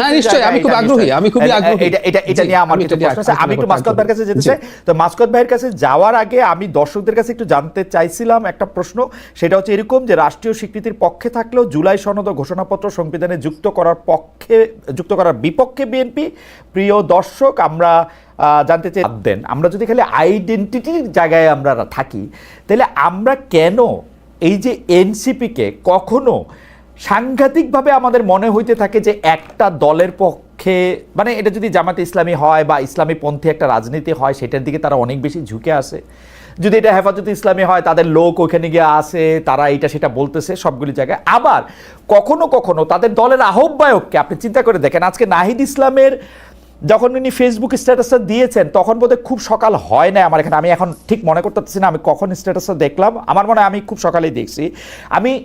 আমি খুবই চিন্তা করতে থাকলাম যে নাহিদের মতো বিচক্ষণ একজন রাজনীতিবিদ কেন সাদিক কায়ুম সমন্বয়ক নন, কেন শিবিরের ক্রেডিট এখানে ছিল না, এইটা এরকম ওনাকে এত বেশি করে লিখতে হচ্ছে। আপনি কি এই জায়গার আইডেন্টিটিটা আমাদের একটু বুঝাই দিবেন, মানে এনসিপিকে আসলে কি প্রমাণ করতে হইতেছে? এই জিনিস কিন্তু মাহফুজকে দিয়েও আমরা দেখছি, হাসনাত আবদুল্লাহ সাহেবকে দিয়েও দেখছি, সার্জিস আলম সাহেবকেও দিয়ে দেখছি, মানে আপনি জানেন, মানে আমাদের দর্শকরাও জানেন, আপনি যদি একটু আমাদের বলতেন যে এই আইডেন্টিটিটা কি আসলে এনসিপি বুঝাইতে চাইতেছে দর্শকদের। আমি একটু দর্শকদের আগ্রহের জায়গা বলে রাখি, দর্শকদের মূল আগ্রহ কিন্তু এনসিপির দুর্নীতি, এনসিপির লোকজন, বিশেষ করে আসিফ মাহমুদ, সজীব ভুঁইয়ার বাবা, তারপরে হচ্ছে তারা কত টাকা চাঁদা টাদা নিল, এগুলি নিয়ে। কিন্তু আমি মনে করি যে এই ব্যাপারগুলি আমার জানার আগ্রহ আছে, আমার যারা দর্শক আছে তাদেরও জানার আগ্রহ আছে, এনসিপির আইডেন্টিটিটা আসলে কি, বা তারা আইডেন্টিটিটা প্রমাণ করার জন্য কি মতো থিঙ্ক ট্যাঙ্করা তারা বলতে শুরু করলেন যে এটা উগ্রপন্থীদের আন্দোলন, এটা ডানপন্থীদের আন্দোলন, এটা মৌলবাদীদের আন্দোলন, এখানে অনেক জঙ্গি এবং জিহাদি ঢুকে পড়েছে। তো ওই যে একটা ন্যারেটিভ, ওই ন্যারেটিভকে আপনার মোটামুটিভাবে আমাদের দেশের সোশ্যাল মিডিয়ায় সমর্থন করার লোকেরও অভাব ছিল না, যারা রোদ ঝড় বৃষ্টিতে শেখ হাসিনার সঙ্গে থাকতে চেয়েছেন এবং যারা ওই রকম গোলাগুলির মধ্যে, রক্তপাতের মধ্যে ঢাকা বিশ্ববিদ্যালয় ক্যাম্পাসে কৃষ্ণচূড়ার ফুল ফুটতে দেখছিলেন। তো এখন যেটা হয়েছে যে প্রথম আপনি খেয়াল করেছেন যে বিএনপিতে খুবই আধুনিক লোকজন, হ্যাঁ, আমরা ছোটবেলা থেকে দেখছি খুব ক্লিন শেভড স্মার্ট লোকজন, স্মার্ট অ্যাটায়ারের লোকজন, তারা বিএনপি করেন। কিন্তু আপনার আওয়ামী লীগের যে কালচারাল উইংটি রয়েছে, তারা বিএনপিকে প্রথম থেকে, আমার তো 90-এর গণঅভ্যুত্থানের পরে যারা ক্ষমতায় এলো, আপনি দেখবেন যে খুব দ্রুততার সঙ্গে তাদেরকে একটি ডানপন্থী দল, একটি ইসলামপন্থী দল, একটি পাকিস্তানপন্থী দল এই গান শুরু করে দিল। এবং এই চোটপাটটা বিএনপির সঙ্গে তাদের চলেছে মোটামুটি ভাবে আপনার কিন্তু এই গত বছর জুলাইয়ের আন্দোলনটা শুরু হবার পর। কিন্তু যেহেতু এই ছেলে মেয়েরা তার পতন ঘটিয়েছে আওয়ামী লীগের, ফাইনালি এসে তাহলে সে তখন বিএনপি থেকে শিফট করে তার ওই ডিফেমেশনটা চলে গেছে তখন এই ছেলে মেয়েদের উপর। তারা যখন এনসিপি গড়েছে তখন এই এনসিপি কে আগে যেরকম বিএনপি কে তারা বলে দিত ডানপন্থী, ইসলামপন্থী, এই সেই, একে ওইভাবে রাঙিয়ে দিতে চেষ্টা করছে। এটা আসলে জাস্ট রং করে দেয়া, বার্নিশ করে দেয়া। আপনার কাছে মনে হচ্ছে না যে এই রং দেওয়ার ক্ষেত্রে তারা নিজেরা নিজেদেরকে হেল্প করতেছে? তাদের কথাবার্তা মুক্তিযুদ্ধ নিয়ে, তাদের কথাবার্তা চেতনা নিয়ে। আওয়ামী লীগ চেতনা বিক্রি করছে, তো তোর মুক্তিযুদ্ধের সাথে কি? আওয়ামী লীগ একটা খারাপ কাজ করছে, মানে আপনি দেখেন, আপনি যে রঙের কথা কইতেছেন যেটা আওয়ামী লীগের লোকজন দিতেছে, তারা তো নিজেরা সেই রঙে রঙিন হওয়ার জন্য তারা 3 গুণ ব্যস্ত হয়ে আছে। মানে আপনি খালি তাদের বয়ানগুলি দেখেন, মানে আওয়ামী লীগ লাগে না তো, তারা নিজেরা নিজেদেরকে যে রং দিচ্ছে সেইটারে আপনি খালি দেখেন। আপনি খেয়াল করে দেখেন যে বাংলাদেশে মুক্তিযুদ্ধে 30 লাখ মানুষ মারা গেছেন, 2 থেকে 4 লাখ নারী নির্যাতিত হয়েছেন, 1 লাখ মানুষ শরণার্থী হয়েছে, যাদের মিলিটারি পৌঁছাতে পারে এরকম এলাকা থেকে আরো ভিতরে গ্রামের মধ্যে চলে গেছে মানুষ। সেইভাবে আপনি যদি দেখেন, আপনি দেখবেন যে বাংলাদেশের প্রতিটি পরিবারেই মুক্তিযুদ্ধের স্মৃতি রয়েছে। কিন্তু সেইখানে দেখা গেল যে আওয়ামী লীগ মুক্তিযুদ্ধের যারা সম্মুখ সমরে ছিল সেরকম নেতারা আপনি দেখবেন পরবর্তীতে বিএনপিতে বেশি পাবেন আপনি। অবশ্যই একটুখানি রাইট, এটা আমি বিশ্রামে বিধ্বস্ত এটা ফ্যাক্ট লোকজন, লোকেরা দেখবেন যে আওয়ামী লীগে আছে, কিন্তু কি মুক্তিযুদ্ধের চেতনাটাকে তারা খুব আপন এবং গভীর করে নিল এবং এটার একটা মালিকানা তারা নিয়ে নিল। কারণ হচ্ছে এটা মালিকানা আর কেউ নিল না। যে মালিকানা কে নেয়নি আপনি বলেন তো? শৈশব থেকে কবে আপনার স্কুলে 26শে মার্চ পালিত হয়নি? আপনি বলেন তো 21শে ফেব্রুয়ারি পালিত হয়নি? মালিকানা নিলে না মাসকাত ভাই, এটা নিয়ে আমরা লম্বা তর্ক করতে পারি, কিন্তু এটা মালিকানা নিলে তো বিএনপির পক্ষে অনেক কিছু করা সম্ভব, কিন্তু জামায়াতে ইসলামের শীর্ষ 2 জনের জাতীয় পতাকা দিয়ে রাস্তায় নামায় দেওয়া সম্ভব না। জামাতে ইসলামী হচ্ছে ম্যাঙ্গানিজ ডাইঅক্সাইড। তাকে 1986 নির্বাচনে দেখবেন যে আওয়ামী লীগের সঙ্গে একটা বন্ধুত্বে ছিল এরশাদের কাছে সারেন্ডার করার সময়। 90-এর গণ অভ্যুত্থানে দেখবেন আপনি ডান থেকে শুরু করে বিএনপি, আওয়ামী লীগ সবার সঙ্গে ছিল। খালেদা জিয়ার বিরুদ্ধে কেয়ারটেকার ইলেকশন গভর্নমেন্টের দাবিতে তখন বিএনপি আবার কি বলে জামাত স্ট্র্যাটেজিক পার্টনার। কিন্তু আমার মনে হয় আমি আপনাদের আসলে একটু ডিস্টার্বই করলাম। আপনি একটু না আমি ওই জায়গাটাতে একটু শেষ না করলে হয় না, আপনি শেষ করেন, আমি কথাটা হ্যাঁ শেষটা করেন। আমি একটু আপনাকে বলে রাখি, আমার প্রশ্নটা হচ্ছে যে এনসিপি কে বারবার যে নিজেদের আইডেন্টিটি পরিষ্কার করতে হচ্ছে, এবং আমি ডক্টর জায়েদকে বললাম বটে, এনসিপিও কিন্তু মনে মনে একটা বিএনপি হইতে চায়, এবং এনসিপি নিজে কি চায় এটা একদমই পরিষ্কার করে নাই। যখন যেটা জনপ্রিয় সেটারই সামনে রাখতে চায়। এই ক্ষেত্রে বিএনপিটাই তাদের জন্য মানে ভালো একটা সামনের জায়গা বলে আমার কাছে মনে হয়েছে, মধ্যপন্থী। এটা আপনি এখন যদি একটু বলেন এনসিপি আসলে কি চায়, এনসিপির পরিচয়টা আমরা এখন পর্যন্ত কি বুঝতে পারছি? আপনি যে ডিফেম করছেন, মানে ডিফেম আপনি করছেন না, মানে অন্যরা যে করছে এনসিপি কে, যে তারা মুক্তিযুদ্ধের বিপক্ষে, তারা মোটেই মুক্তিযুদ্ধের চেতনার বিপক্ষে না। যে মুক্তিযুদ্ধের চেতনা তাদের জীবনে একটা অত্যাচারের, নির্যাতনের, নিগ্রহের টুল হিসেবে এসেছে, তাদের জীবনে যে বাস্তবতাটা আপনার আমার জীবনের বাস্তবতাটা কিন্তু সেটা এক না। ওকে আপনি চিন্তা করেন রাজাকারের নাতিপুতি বলে দিচ্ছে, এটা তো প্রধানমন্ত্রী বলেছেন। এই কথা তাদেরকে 15 বছর ধরেই শুনতে হয়েছে, শৈশব থেকেই শুনছে যে আপনি আওয়ামী লীগের সঙ্গে কোনো ব্যাপারে সহমত পোষণ না করলেই আপনি রাজাকার। তো এই তিক্ততা থেকে তারা ওই মুক্তিযুদ্ধের চেতনাকে আমরা যেভাবে ফিল করি ওভাবে করতে পারবে না, কারণ মুক্তিযুদ্ধের চেতনাকে সে দেখেছে নিগ্রহের টুল হিসেবে ব্যবহৃত হতে। কাজেই ওইভাবে তাদেরকে জাজ করে ফেলা, এটা আমার মনে হয় যে আমাদের সময় দিতে হবে। আমি একটা ছোট করে জিজ্ঞেস করি, মুক্তিযুদ্ধের সর্বাধিনায়কের যিনি সহযোগী ছিলেন, মানে এয়ার কমোডোর, আমার হইলো বয়স হইছে যে উনাকেও তো একে খন্দকার, এয়ার কমোডোর একে খন্দকারকেও তো আওয়ামী লীগ বাতিল করে দিয়েছিল যে একটা লাইন লেখার জন্য, একটা বই লেখার জন্য। কিন্তু তাই বলে তো খন্দকার সাহেব মুক্তিযুদ্ধের গালি দেয় নাই, মুক্তিযুদ্ধের ডিজোন করে নাই। ওদেরকে মুক্তিযুদ্ধ নিয়ে রাজাকার গালি দিলে আমি কি মুক্তিযুদ্ধের বিপক্ষে যাব? আপনি আমার 100 বার রাজাকার গালি দেন, তা এর জন্য কি আমি মুক্তিযুদ্ধের বিপক্ষে যাব? যে আমার গালি দিছে তার বিপক্ষে যাইতে পারি, আমি কি মুক্তিযুদ্ধের বিপক্ষে যাব? সেটা পরিণত মানুষের চিন্তা, এবং যাকে গণরুমে নির্যাতিত হতে হয়নি, যার আবরারের মতো হত্যাকাণ্ড যার বন্ধুর জীবনে ঘটেনি, তারা এটা বলতে পারবে। আপনি কিন্তু ওইটা বলতে পারছি, কারণ আমাদেরকে এই তিক্ততার মধ্যে দিয়ে যেতে হয়নি, ওরা যে তিক্ততার মধ্যে দিয়ে গেছে।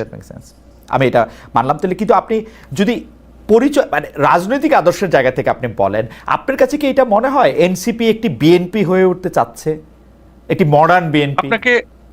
আপনাকে একটা কথা বলি, আপনি দুজনই তো জার্মানিতে ছিলাম। জি।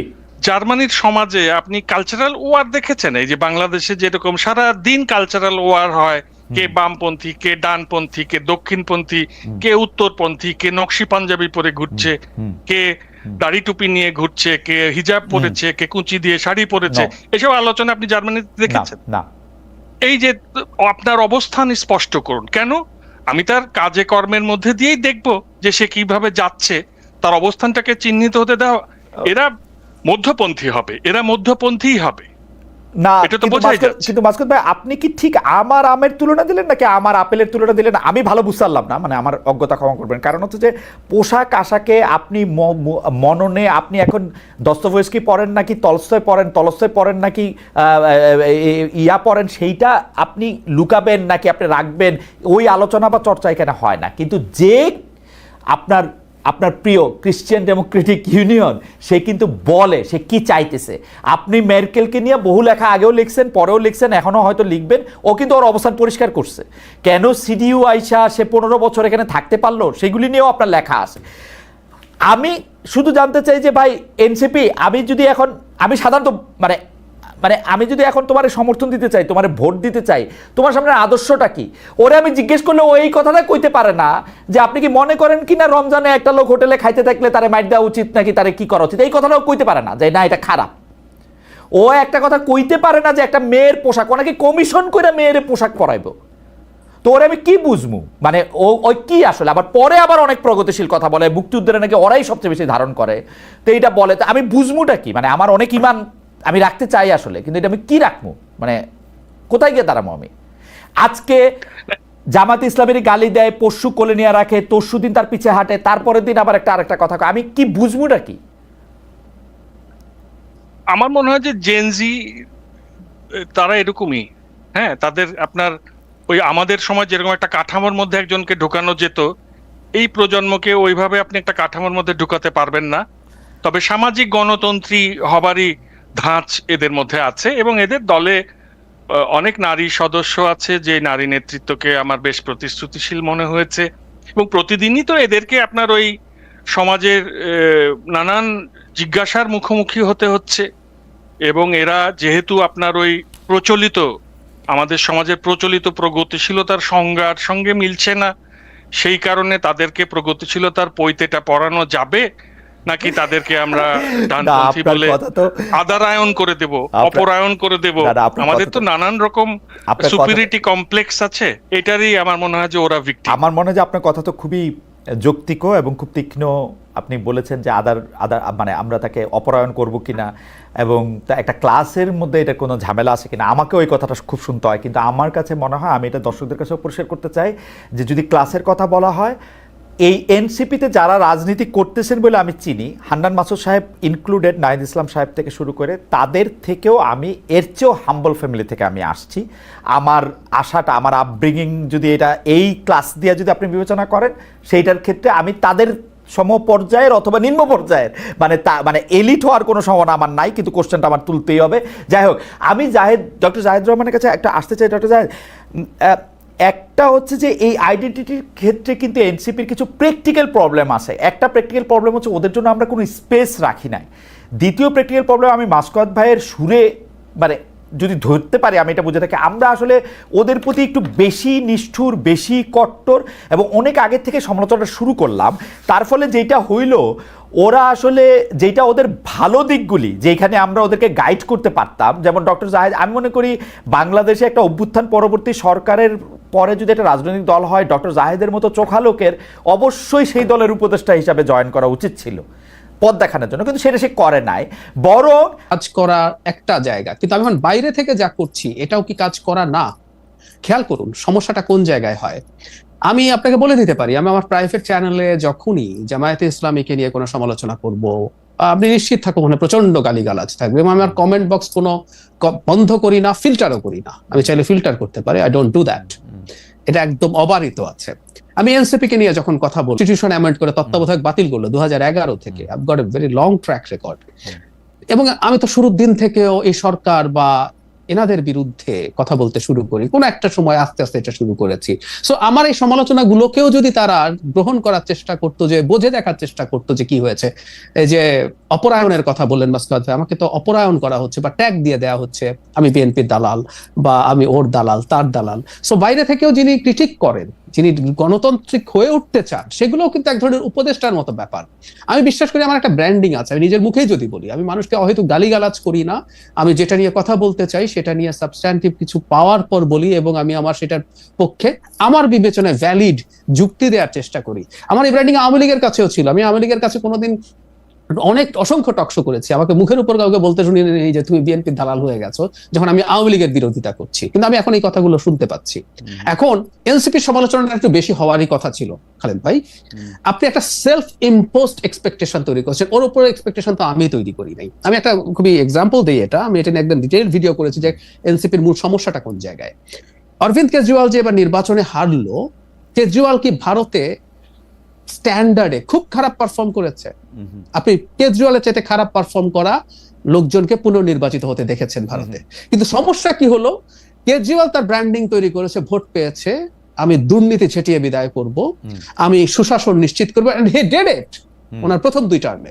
থার্ড টার্মে এসে তার, সেকেন্ড টার্মে শেষে এসে তার এই যে শুল্ক নিয়ে যে করাপশন, তার ব্যক্তিগত বিলাসিতা, মানে একজন মুখ্যমন্ত্রী তার বাড়িতে ইটালিয়ান মার্বেল লাগিয়েছে, কিন্তু এটা কেজরিওয়াল বলে প্রবলেম হয়েছে। এটা অন্য আরেকজন করলে, হয়তো যোগী আদিত্যনাথ করলে দেখতেন মানুষ এটাকে প্রবলেম হিসেবে দেখতো না, কারণ হচ্ছে কেজরিওয়াল নিজেকে এভাবেই ব্র্যান্ডিং করার চেষ্টা করেছে, এটাই তার রাজনীতি ছিল। এখন সমস্যা হচ্ছে এনসিপি নিজের উপরে ধরে একটা এক্সপেকটেশন নিজে তৈরি করিয়েছে, আমরা তৈরি করিনি। ধরুন বিএনপি লোকজন চাঁদাবাজি করবে, ফর গডস সেক, বিএনপি লোকজন আগে চাঁদাবাজি করেছে, এটা জানে সবাই। সো বিএনপির লোকজন যখন চাঁদাবাজি করে, বরং বিএনপি কিছু ব্যবস্থা নিয়েছে, এটা স্বীকৃতি, ব্যবস্থা নেওয়া মানেই কিন্তু স্বীকৃতি দেয়া, বরং সে প্রশংসা পাচ্ছে যে সে তো কিছু ব্যবস্থা নেওয়ার চেষ্টা করছে। খেয়াল করুন, সমালোচনাও হচ্ছে। কিন্তু এনসিপির লোকজন যখন এই কাজটা করে, কারণ সে বিএনপির চাঁদাবাজিকে সমালোচনা করে, সে নতুন বন্দোবস্তের আলাপ করে, সো নতুন বন্দোবস্তের আলাপ করে যখন আমি তার সমালোচনা করি, যখন যুক্তি দিয়ে, তখন আমাকে যখন গালি দেয়, তখন আবার উল্টো আমাকে যখন আওয়ামী লীগ গালি দেয় আমার খারাপ লাগে না, কারণ ও পুরান বন্দোবস্তের লোক, আমি জানি। আমাকে যখন জামায়াত গালি দেয় আমি মনে করি ও পুরান বন্দোবস্তের লোক। আপনি যদি আমাদেরকে একটু সময় দেন, আমাদের প্রোডিউসারদের একটু বলতে পারি, যেহেতু আজকে আমি বেশি কথা একটু বলছি, একটু সময় যদি একটু বাড়ায় নেই আমরা, তাহলে আমরা মাসকাত ভাইয়েরও যদি একটু সময় থাকে, একটু যদি সময়টা আমরা একটু বাড়ায় নেই, একটু কথা বলতে পারি। কিন্তু ডক্টর রহমান, আপনি আমাকে একটা কথা বলেন তো, আমি আপনার এই আর্গুমেন্টটা শুনছি, যেহেতু আপনার আমি ভিডিওগুলো আমি ফলো করি, আপনার লেখা আমি ফলো করি, কিন্তু আপনি আমাকে একটু বলেন তো যে এনসিপি আসলে রাজনীতিটা কেমনে করতো? তোলে বাংলাদেশের যেই রাজনীতি বিএনপি, আওয়ামী লীগ, জামায়াতে ইসলামী, জাতীয় পার্টি আমাদেরকে যে রাজনীতির মধ্যে নিয়ে গেছে, রাজনীতিটাকে যেই জায়গায় নিয়ে গেছে, সেই জায়গায় এনসিপি আসলে কি করতো? আপনি দেখেন এনসিপি 64টা জেলা ঘুরছে, আমি এনসিপির লোকজনের সাথে কথা বলি, এনসিপির লোকজন আমার সাথে কথা বলে, আমি এখন আর তত বলতে চাই না, ওদেরই অনেকে আমার সাথে কথা বলে, আমি জানি ওরা কিন্তু পয়সা বাঁচানোর জন্য সরকারি ফেসিলিটিগুলিতে থাকছে, সার্কিট হাউস, ডাক বাংলো, এগুলিতে থাকছে, তারপরেও কিন্তু অনেক টাকা খরচ হয়েছে। এই টাকাগুলি কোত্থেকে আসবে আসলে? এই টাকাগুলি কিন্তু নিয়ে ওরা নেসেসারিলি ওদের পকেটে ভরতেছে না, জাহেদ। হ্যাঁ, তাহলে এখন ওরা কি, মানে রাজনীতিটা কিভাবে করবে? এখন কি এই পদযাত্রাটা না কইরা ওদের এটা মানে অনলাইনে করা উচিত ছিল? এইটা কি তারা আসলে কিভাবে করতো, মানে এই রাজনীতিটা তারা আসলে কিভাবে করবে? তারা যদি এখন ভোটও করতে চায়, সেটা কিভাবে করবে তারা? আপনি কি এই মডেলটা আমি ভেবেছি, আমি শতভাগ একমত আপনার সাথে। সেটা হচ্ছে যেই করাপশনের আলাপ আসছে, পুরোটা দলের পেছনে যাচ্ছে তাও না, ব্যক্তিগত সম্পদও তৈরি হচ্ছে। আমরা দেখেছি কিছুদিন আগে যে গুলশানে চাঁদাবাজির জন্য ধরা পড়েছে, তার বাড়িতে একেবারে ভাঙাচোরা একটা বাড়ি ছিল, সেখানে নতুন পাকা বাড়ি উঠছে, আরো অনেক সমন্বয়কের বাড়িতে নানান কিছু উঠছে, তো ব্যক্তিগত খরচও হচ্ছে। আমি আপনার সাথে একমত, বাংলাদেশের রাজনীতির প্রেক্ষাপটটা যে জায়গায় এসে দাঁড়িয়েছে, এটা প্রচন্ড এক্সপেন্সিভ একটা বিষয় হয়ে দাঁড়িয়েছে, এবং যে দলটা ক্ষমতায় যাওয়ার জন্য কোনো একদিন ফাইট করতে চায়, তাকে এই ধরনের শোডাউন, আমরা একটা শব্দ ব্যবহার করি, করতেও হবে। তাহলে যেটা হতো, আমাকে যদি কনসালটেন্ট করা হতো, আমি বলতাম আপনাদের সততা নিয়ে এত বেশি প্রাইড দেখাবেন না, আপনি অন্য দলকে তার কিছু অনিয়মের জন্য এত আঘাত করবেন না, এত আক্রমণ করবেন না। তাহলে যেটা হলো, আজকে যে পরিস্থিতিটা দাঁড়ালো, তাদের বলা উচিত ছিল যে আমরা অত্যন্ত করাপ্ট একটা সোসাইটিতে আছি, এটা তারা যদি বুঝে থাকেন এবং আমাদের রাজনীতিতে এগুলো যদি করতে হবে আমরা যদি মনে করে থাকি, তাহলে আমি ওটাকে আইডিওলজিক্যাল ইস্যু বানিয়ে ফেলবো না। একটা ছোট উদাহরণ দিই, কিছুদিন আগে রাজশাহীর চাঁদাবাজদের একটা তালিকা আছে, ওর মধ্যে বিএনপির লোকই বেশি, একটা অংশের নাম নাই, জামাতের 6 জন পাওয়া গেছে। বিএনপির 40 জনের চেয়ে জামাতের 6 জন জামাতের জন্য বেশি ক্ষতিকর, কারণ জামাতের ব্র্যান্ডিং বলছে আমরা সৎ লোকের শাসন চাই। যে দলটার ব্র্যান্ডিং হচ্ছে আমি সৎ লোকের শাসন চাই, তার জন্য 6 জন চাঁদাবাজও কিন্তু পলিটিক্যালি ক্ষতিকর, এটা পারসেপশনে ক্ষতি তৈরি করে। সো আমি তাদেরকে যেটা সাজেস্ট করতাম, তাদের উচিত হতো যে এই জিনিসগুলোকে তাদের রাজনীতির মূল স্লোগান না বানিয়ে ফেলা, রাদার আপনি মানুষের জন্য কি করতে চান, যেটা আপনি বারবার মাসকাউদ ভাইকে জিজ্ঞেস করছিলেন, যেটা আমিও মনে করি, একটা দল হিসেবে তার কি কি করার আছে, কি কি করতে চায় জনগণের জন্য, ওই কর্মসূচিগুলো সামনে নিয়ে আসা। সে অন্য দলটাকে আক্রমণ করার জন্য যখন সততা, চাঁদাবাজির বিরোধিতা, নতুন বন্দোবস্তের আলাপ করে, এটাই তার উপরে ঝুঁকিটা তৈরি করেছে। বাংলাদেশ কিন্তু আরেকটা, বাংলাদেশ কি বিএনপি আওয়ামী লীগকে পাল্টাপাল্টি ভোট দেয় নাই? দুটোই মোটা দাগে সেন্ট্রিস্ট দল, জানে দুইটা দলই ক্ষমতায় গেলে তারা অনেকে চাঁদাবাজি করবে, একটা লিমিটের মধ্যে করবে। কিন্তু ডক্টর রহমান, আপনি কি মনে করেন না ও যদি সততা নিয়েও কথা না বলতে পারে, ও আসলে কথা কি নিয়ে বলবে? মানে আমার কাছে কেন অসহায় লাগে, আমি ধরেন একটা নতুন রাজনৈতিক দলের জায়গা থেকে আমি এটা দেখি, বিএনপিকে এখন ফিনান্স করতে রেডি, ধাক্কাধাক্কি করে জনাব তারেক রহমান পর্যন্ত পৌঁছাতে পারতেছে না টাকার বস্তা নিয়ে, কারণ তার জায়গা নাই। এরকম কয়েকশো কোটিপতি আছে, কিন্তু ওরা এনসিপির পেছনে এখন আছেন। জি, এনসিপির ওরা একজনের ফোন করে যদি 2 লাখ টাকা চাইতেছে যে ভাই আমাদেরকে 2 লাখ টাকা দেন, আমরা ওই জায়গা থেকে হাইটা ওই জায়গায় যাবো, ওইটাও কিন্তু আমরা কোশ্চেন করতেছি। আপনি পলিটিক্যাল পার্টি হিসেবে ওরা করবেটাকে, আপনি বলতেছেন যে না সততা নিয়ে প্রশ্ন করা যাবে না বা সততা নিয়ে আপনি প্রশ্ন করলেন না, কিন্তু আসলে রাজনৈতিক মডেলটা কি হবে ওরা যদি একটা রাজনৈতিক দল করতে চায়? না খালেদ ভাই, আমি একটু খেয়াল করি। প্রথম কথা হচ্ছে, এনসিপি কে প্রথম থেকেই ব্যবসায়ীরা দুর্দান্ত সাহায্য করেছে, ওদের কতগুলো প্রবলেম হয়েছে। মানে এনসিপি কে বিএনপি কে সাহায্য করতে চাই, বিএনপি নির্বাচনে জিতে ক্ষমতায় যাবে, এনসিপি কে কেন সাহায্য করেছে এইভাবে? আমরা তো থাকি, আমরা খোঁজ খবর রাখি, আপনারাও রাখেন। এখনো এই তাদের অফিসে রাতের বহু লোকজন যায়, এসব আলাপ টালাপ আছে, উইকনেস আছে। তার মানে তারা কি ধরে নিয়েছে তারা সরকারি দল, সেজন্য তাকে সাহায্য করছে?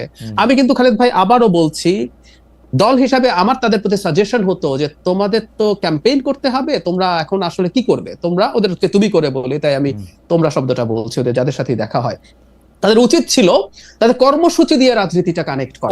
তারা এই যে সততাকে, ট্রান্সপারেন্সিকে, অন্য দলের ফিনান্সিয়াল অনিয়মকে যখন প্রধান করে তোলে, এটাই যখন তার ব্র্যান্ডিং তৈরি করে, তখন ওর তুলনায় অনেক কম হলেও তাকে সাফার করতে হবে। কেজরিওয়াল তুলনামূলকভাবে অনেক কম দুর্নীতি করেছে, কিন্তু সে নির্বাচিত হয় নাই। This is how perception works. Doctor Zayed রহমানের এই থিসিসের সাথে জনাব মাসকাত হাসান একমত হন কিনা সেটা আমরা একটু দেখি। কিন্তু মাসকাত ভাই, আমি একটু আপনাকে অনুরোধ করবো যে একটু বিতার্কিক মাসকাত ভাইকে একটু ফিরিয়ে নিয়ে আসা, একটু দ্রুত বলতে, কারণ আমরা যত সময় নেই এটা অনেক সময় করা যাবে না।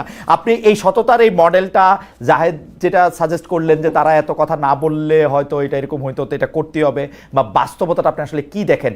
আমি একটু, আপনি চাইলে আমি একটু কোটেশনও পড়াতে শোনাই। আজই বিএনপির মহাসচিব মির্জা ফখরুল ইসলাম আলমগীর কিন্তু বলছেন যে কোট, আমাদের বাংলাদেশে এখন একটা প্রবণতা দেখা যাচ্ছে যে লিবারেল ডেমোক্রেসিকে এখন একটু নিচে নেমে যেতে হচ্ছে।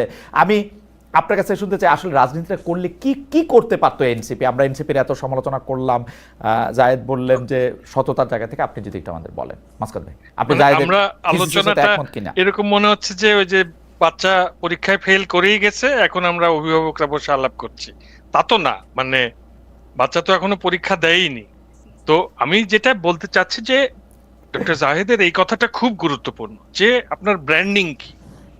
মানে বিএনপি কে তো দেখেছে দেশের মানুষ, তারা জানে, এবং বিএনপির শীর্ষ নেতারা অত্যন্ত সক্রিয় থাকার পরেও, অনেককে বহিষ্কার করার পরেও দেখা যাচ্ছে যে ওই আওয়ামী লীগের চাঁদাবাজরা চলে যাওয়ার পর তাদের সাম্রাজ্যটা মোটামুটি ভাবে তারা দখল করেছে। আবার জামাতকেও দেখা যাচ্ছে সেখানে, জামাত ক্যাশিয়ার হিসেবে সবসময় হয়তো থেকে যায় সবার সঙ্গে। তো এখানে এনসিপির ছেলেদের আসলে সততাকে এবং এই যে স্বচ্ছতা, জবাবদিহিতা, এগুলোকে গুরুত্ব দিতে হবে। কেন? যেহেতু তারা নতুন প্রজন্মের রাজনীতি, এই যে তারা নতুন বন্দোবস্তের কথা বলছে, এই নতুন বন্দোবস্তটাই হচ্ছে স্বচ্ছতা। এই নতুন বন্দোবস্তটাই হচ্ছে যে তাদের দলের কেউ ওই একই কাজ করছে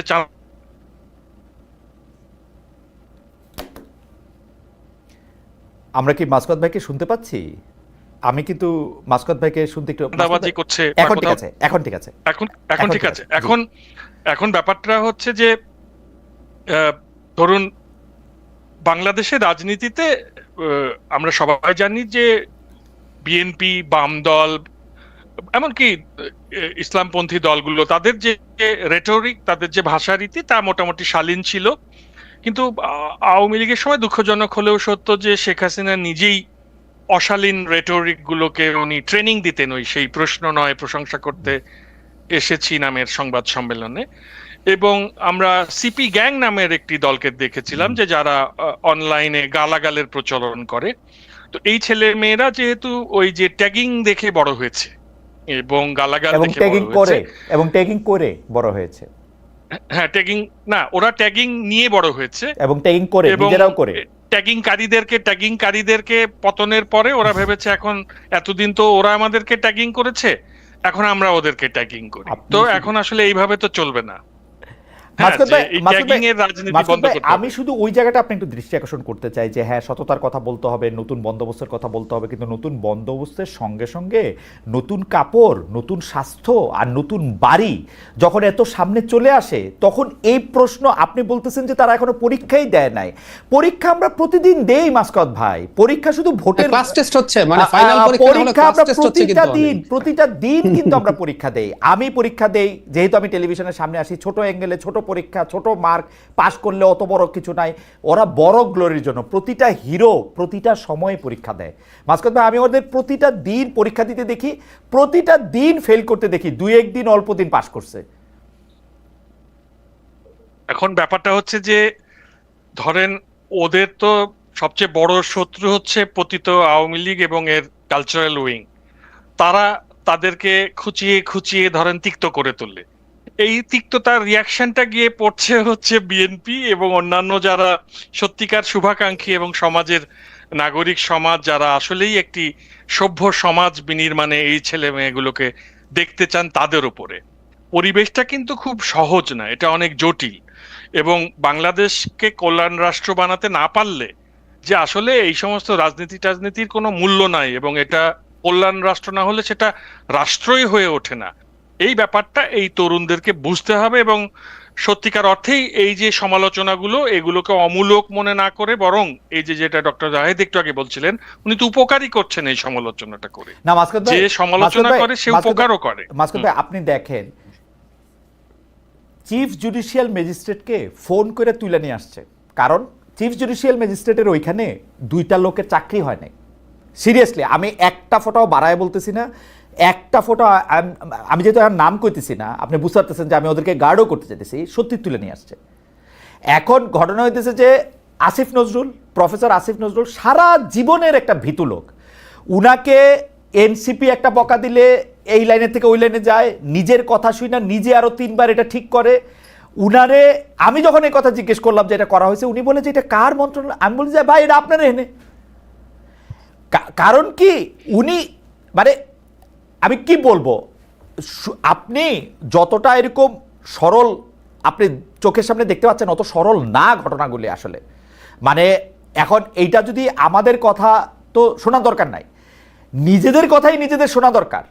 হাসনাত আবদুল্লাহরে আমি জিজ্ঞেস করলাম, বাবু তুমি এই গাড়ি কই পাও? বলে যে আপনার মতো এরকম 1 লক্ষ খালেদ মহিউদ্দিন আছে যে আমার গাড়ি দিতে পারে এখানে। ভাই তুমি ইংরেজি সাহিত্যে পড়ছো, সবার আগে তো পড়বা there is no free lunch in this world. তোমার যে গাড়ি দিচ্ছে সে কোনো না কোনো একটা কারণে দিচ্ছে, এইটা বোঝার জায়গাও নাই, সার্জিস আলমেরও নাই, আর এই মাহফুজ সাহেবেরও নাই, আসিফ সাহেবেরও নাই। তো এত নাইলে আমি কই যাবো? নাহিদ সাহেবেরও নাই। আপনি আমার কথা শোনা দরকার নাই, আপনি আমার কথা শোনা দরকার নাই মাসকাত ভাই, আমার কথা শোনা দরকার নাই। আপনি উমামা ফাতেমার কথা, মাহফুজ আলম সাহেবের প্রথম স্ট্যাটাসটা, নাহিদ সাহেবের আজকের প্রথম স্ট্যাটাসটা আপনি পাশাপাশি পড়েন। এটা একটা খুব গুরুত্বপূর্ণ জায়গায় আপনি আমাকে নিয়ে এসেছেন, এইটা মনে করিয়ে দেওয়ার জন্য ধন্যবাদ। আমার মনে হয় কি জানেন, যে এই যে ছেলে মেয়েরা কেউ এনসিপিতে থাকলো, কেউ ধরুন ছাত্র দলে আছে, কেউ ছাত্র শিবিরে আছে, বা উমামা ফাতেমার মতো যারা, হ্যাঁ এদের নিজেদের মধ্যে নানান রকম মতবিরোধ হোক, এরা নিজেদের মধ্যে বিতর্ক করুক, এরা এদের নিজেদের ভেতরের ভুল ভ্রান্তিগুলো সামনে নিয়ে আসুক, আমার যেটা আসলে একটু অপছন্দই হয় সেটা হচ্ছে যে ওই একটু গুরুজনরা তাদের আবার এক একজনের মেন্টর হয়ে যেতে চেষ্টা করছে, নিজেদের কথাগুলো ওদের মুখ দিয়ে বলাতে চেষ্টা করছে। মানে অত অল্প বয়সের ছেলে মেয়ে কথা শুনে যদি মনে হয় যে 45 বছরের একজন আহ, সংস্কৃতি মামা বা খালা কথা বলছেন, তখন তো ভালো লাগে না। আমার মনে হয় যে বড়দের ইন্টারফিয়ারেন্সটাও একটু বেশি এই না জায়গাটা। না মাসকাত ভাই, বড়দের ইন্টারফারেন্স বলতে আপনি যেটা বুঝাতে চাইতেছেন, আপনি আসলে অনেক দূরে এবং অনেক বড় বইলা আপনি ওদেরকে আসলে এত ছোট দেখতেছেন। কাছাকাছি থেকে দেখলে আর একটু বড় দেখতেন ওদের। আপনি ওদেরকে বুঝাইতে পারবেন না যে তুমি যে রাস্তাটা উঠায় ফেলতেছো, ফোন কইরা যে এই কাজ করছে তার কাজ বন্ধ করে দিচ্ছ, এটা ঠিক করতেছো না, এটা ওরে বুঝাইতে পারবেন না। ওরে বুঝাইতে তখন আপনি ট্রলড হবেন যে আমার ঘরে চোর আসলে কি আমি বসে থাকবো? সেলফ ডিফেন্স এক জিনিস, অন্যায়ের প্রতিবাদ আরেক জিনিস, এইটাও আপনি ওরে বুঝাইতে পারবেন না। ও তখন আপনারে আমারে ওরা ফৌজদারি কার্যবিধি এবং দণ্ডবিধি দেখাবে যে এই দণ্ডবিধির মধ্যে এটা আছে, ফৌজদারি কার্যবিধির মধ্যে এটা আছে। এবং কোথা থেকে দেখাবে? আপনি একটা কালচারাল উইং থেকে কথা বলতেছেন, আরেকটা কালচারাল উইং যেটা তাদেরকে এই জিনিস ফিট করতেছে, তারা এইটাই আপনাদেরকে দেখাবে। অত অত অত অত সহজ না। আওয়ামী লীগের যে কালচারাল বয়ান, এটা আমি স্বীকার করি মাসকাত ভাই, আমি আবার আসতেছি আপনার কাছে, আমি আওয়ামী লীগের কালচারাল বয়ান স্বীকার করি। কিন্তু আপনি দেখেন এই সরকার, আপনি এটা মনে রাখেন, এটা আপনি আমাকে বললেন মব আর প্রেশার গ্রুপ, সেইটাও আমাকে শিখায় যে ভাই এটা মব, এটা প্রেশার গ্রুপ। আমরা তো উই আর দেটা চাইতেছিলাম না, উই আর দেটা তো ক্রিয়েট করা হয়েছে। আমি ডক্টর জাহিদের কাছে আসি যে ডক্টর জাহিদ, আপনি আপনি একটা জিনিস হয়তো খেয়াল করছেন যে সম্প্রতি বিএনপি নেতা আব্দুল আল মিন্টু বলেছেন যে বেগম খালেদা জিয়া সামনের জাতীয় নির্বাচনে প্রার্থী হবেন। সেক্ষেত্রে তিনিই কি দলটির প্রধানমন্ত্রী প্রার্থী হবেন? আরেকটা বিষয়, আপনি যেহেতু একটু বিশ্লেষণ করেন, একটু খোঁজখবরও রাখেন, আপনার কাছে কি মনে হয় জনাব তারেক রহমান যে এখনো দেশে আসছেন না, এইটা কি আসলে বাংলাদেশকে তিনি যথেষ্ট নিরাপদ মনে করছেন না সেজন্য আসতেছেন না, নাকি এর পিছনে কোনো গুজ্জ কারণও থাকতে পারে? কারণ আইন কানুনের কোনো কারণ নাই, উনি এখন মানে উনার বিরুদ্ধে কোনো কিছু নাই এখন, তো সুতরাং উনার আইন কানুন দিয়ে কোনো ভয় নাই। এটা খুবই ভ্যালিড একটা প্রশ্ন। আপনি যে নিরাপত্তার কথা বলছেন, এটাও আমি শুনেছি ইভেন ওনার দলেরও কারো কারো কাছ থেকে শুনেছি এই সম্ভাবনা হয়তো আছে।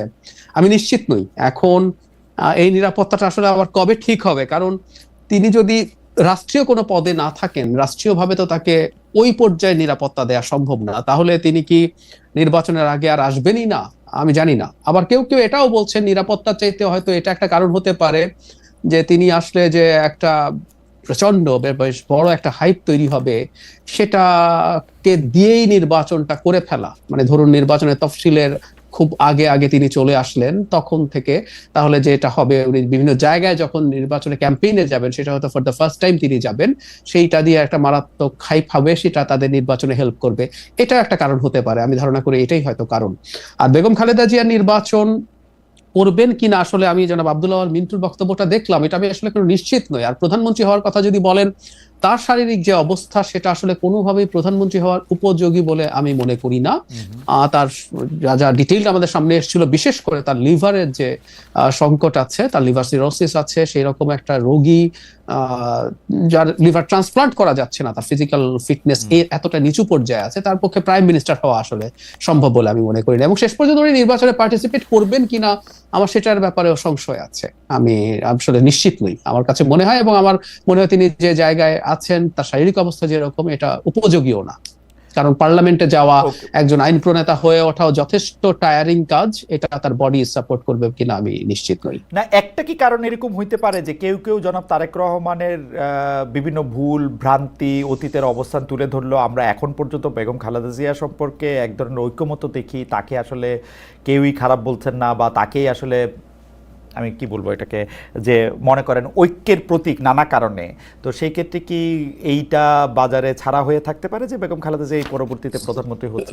কুড বি হতে পারে। এবং আমি আবার যেটা মনে করি 2001-06 সালে জনাব তারেক রহমানকে নিয়ে যেসব সমালোচনা ছিল, মানে শেখ হাসিনা পরবর্তী সময়ে আসার পর বাংলাদেশকে যে জায়গায় দেখা গেছে, আমি তো আসলে শেষ পর্যন্ত মনে করি যে সেই জিনিসগুলো আর ওই জায়গায় নেই। আর দ্বিতীয় কথাটা হচ্ছে, তিনি এখন মানুষের সামনে আসছেন। আমি অনেককেই বলতে শুনেছি, তার সমালোচক যারা একটা সময় ছিলেন, তারা তার এই 5th অগাস্টের পর বা তার আগে থেকেও তিনি পাবলিকলি কথা বলছেন, তার সাথে পার্সোনালি দেখা করেছেন অনেকে, যারা তার প্রতি একসময় বেশ ক্রিটিক্যাল ছিলেন, আমি ব্যক্তিগতভাবে জানি, তারা তার মধ্যে একটা মেজর ট্রান্সফরমেশন দেখেন। তো আপনি যেটা বললেন, ইনফ্যাক্ট সেটা হওয়ারও সম্ভাবনা থাকবে যদি এরকম অনেক বেশি সেটা সামাল দেওয়া না যায়, তাহলে বেগম খালেদা জিয়াকে সামনে রাখা হতে পারে।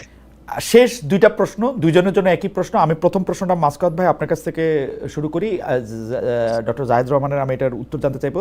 সেটা হচ্ছে যে ট্রাম্পের শুল্ক ডিল করতে গিয়ে অন্তর্বর্তী সরকার দক্ষতার পরিচয় দিতে পারে না, এটা এরকম অনেকেই বলেছেন। এবং যেহেতু এটা একটা গোপন চুক্তি হয়েছে এবং সেই গোপন চুক্তিটা যে গোপনভাবে কি হচ্ছে এবং গোপন হচ্ছে সেইটা আবার সাংবাদিক জুলকারনাইন সাহেবের কাছে তুলে দেওয়ার জন্য ওই কর্মকর্তার চাকরি চলে গেছে, বিষয়টাকে আপনি আসলে কীভাবে দেখেন?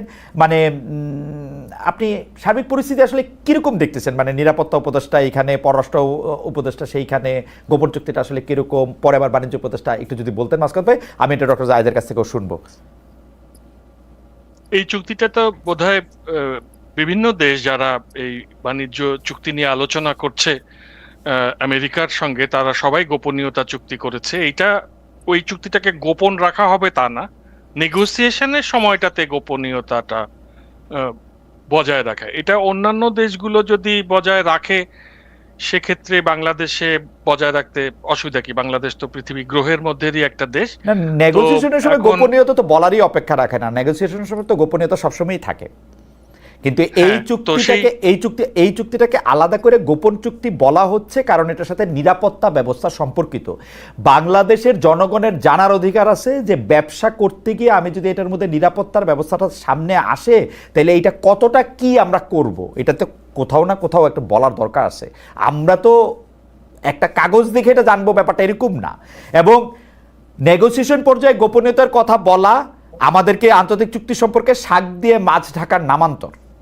নেগোসিয়েশন পর্যায়ে সব চুক্তি গোপন থাকে। আমার বেতন কত হয়েছে এখানে সেটাও নেগোসিয়েশন পর্যায়ে গোপনই ছিল, এখন প্রকাশ। তো নেগোসিয়েশন হয়ে গেলে তখন সবাই জানতে পারবে।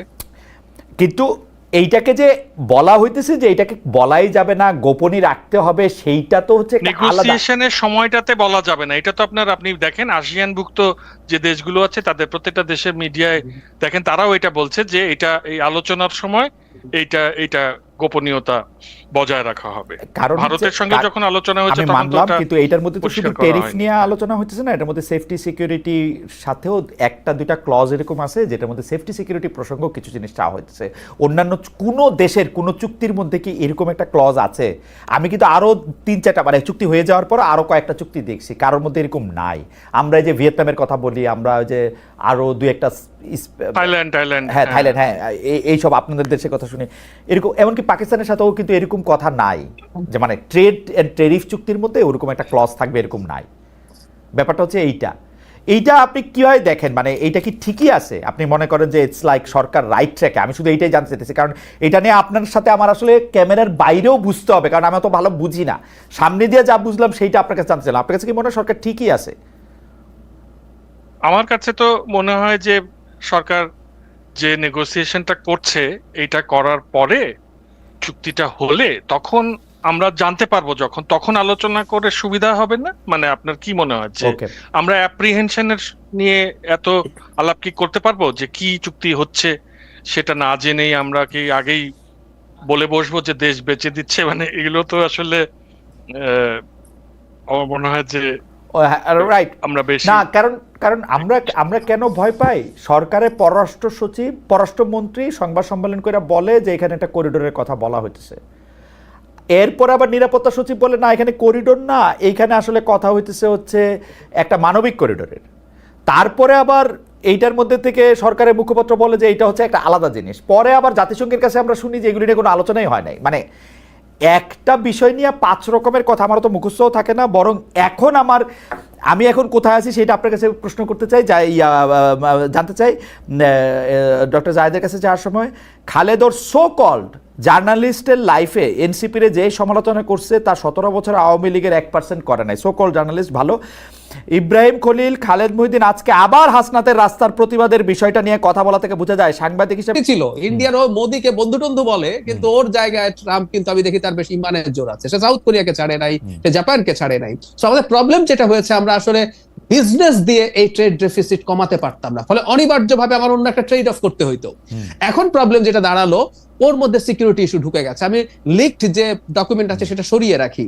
ফজল কবির খান প্রথমবার আলোচনার পর দেশে এসে বলেছেন যে আমেরিকা আমাদের সাথে একটা ফ্রেমওয়ার্ক এগ্রিমেন্ট করতে চায় যেখানে সিকিউরিটিও খুব ইম্পর্টেন্ট ইস্যু হিসেবে আছে। উনি পাবলিকলি এই কথা বলেছেন।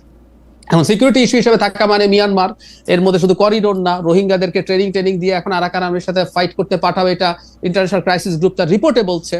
তারপরে ইন্দো প্যাসিফিক স্ট্র্যাটেজির সাথে কতটুকু আমরা ইনভলভড হব, এসব আলাপ আলোচনা আছে, এগুলো থেকে থাকতে পারে। বা আমেরিকান অস্ত্র কেনার জন্য তো আমাদের ওই যে জিসোমিয়া যে চুক্তি আছে সেটা সাইন করতে হবে, তার সাথে আবার মানে সাপ্লাই রিলেটেড যে চুক্তি আকসা এটা সাইন করা হবে কিনা, এসব নানান ইস্যু আছে। এগুলো খুব খারাপ চুক্তি তা বলছি না, কিন্তু এগুলো করা হচ্ছে কিনা আমাদের জানা দরকার আছে। এবং আমার একটা অন্য অ্যালার্মিং আছে, সেটা হচ্ছে এইরকম, এগুলো কি করছি আমরা, এগুলো করার মাধ্যমে সরকার কি কোনো ট্রেড অফ করছে?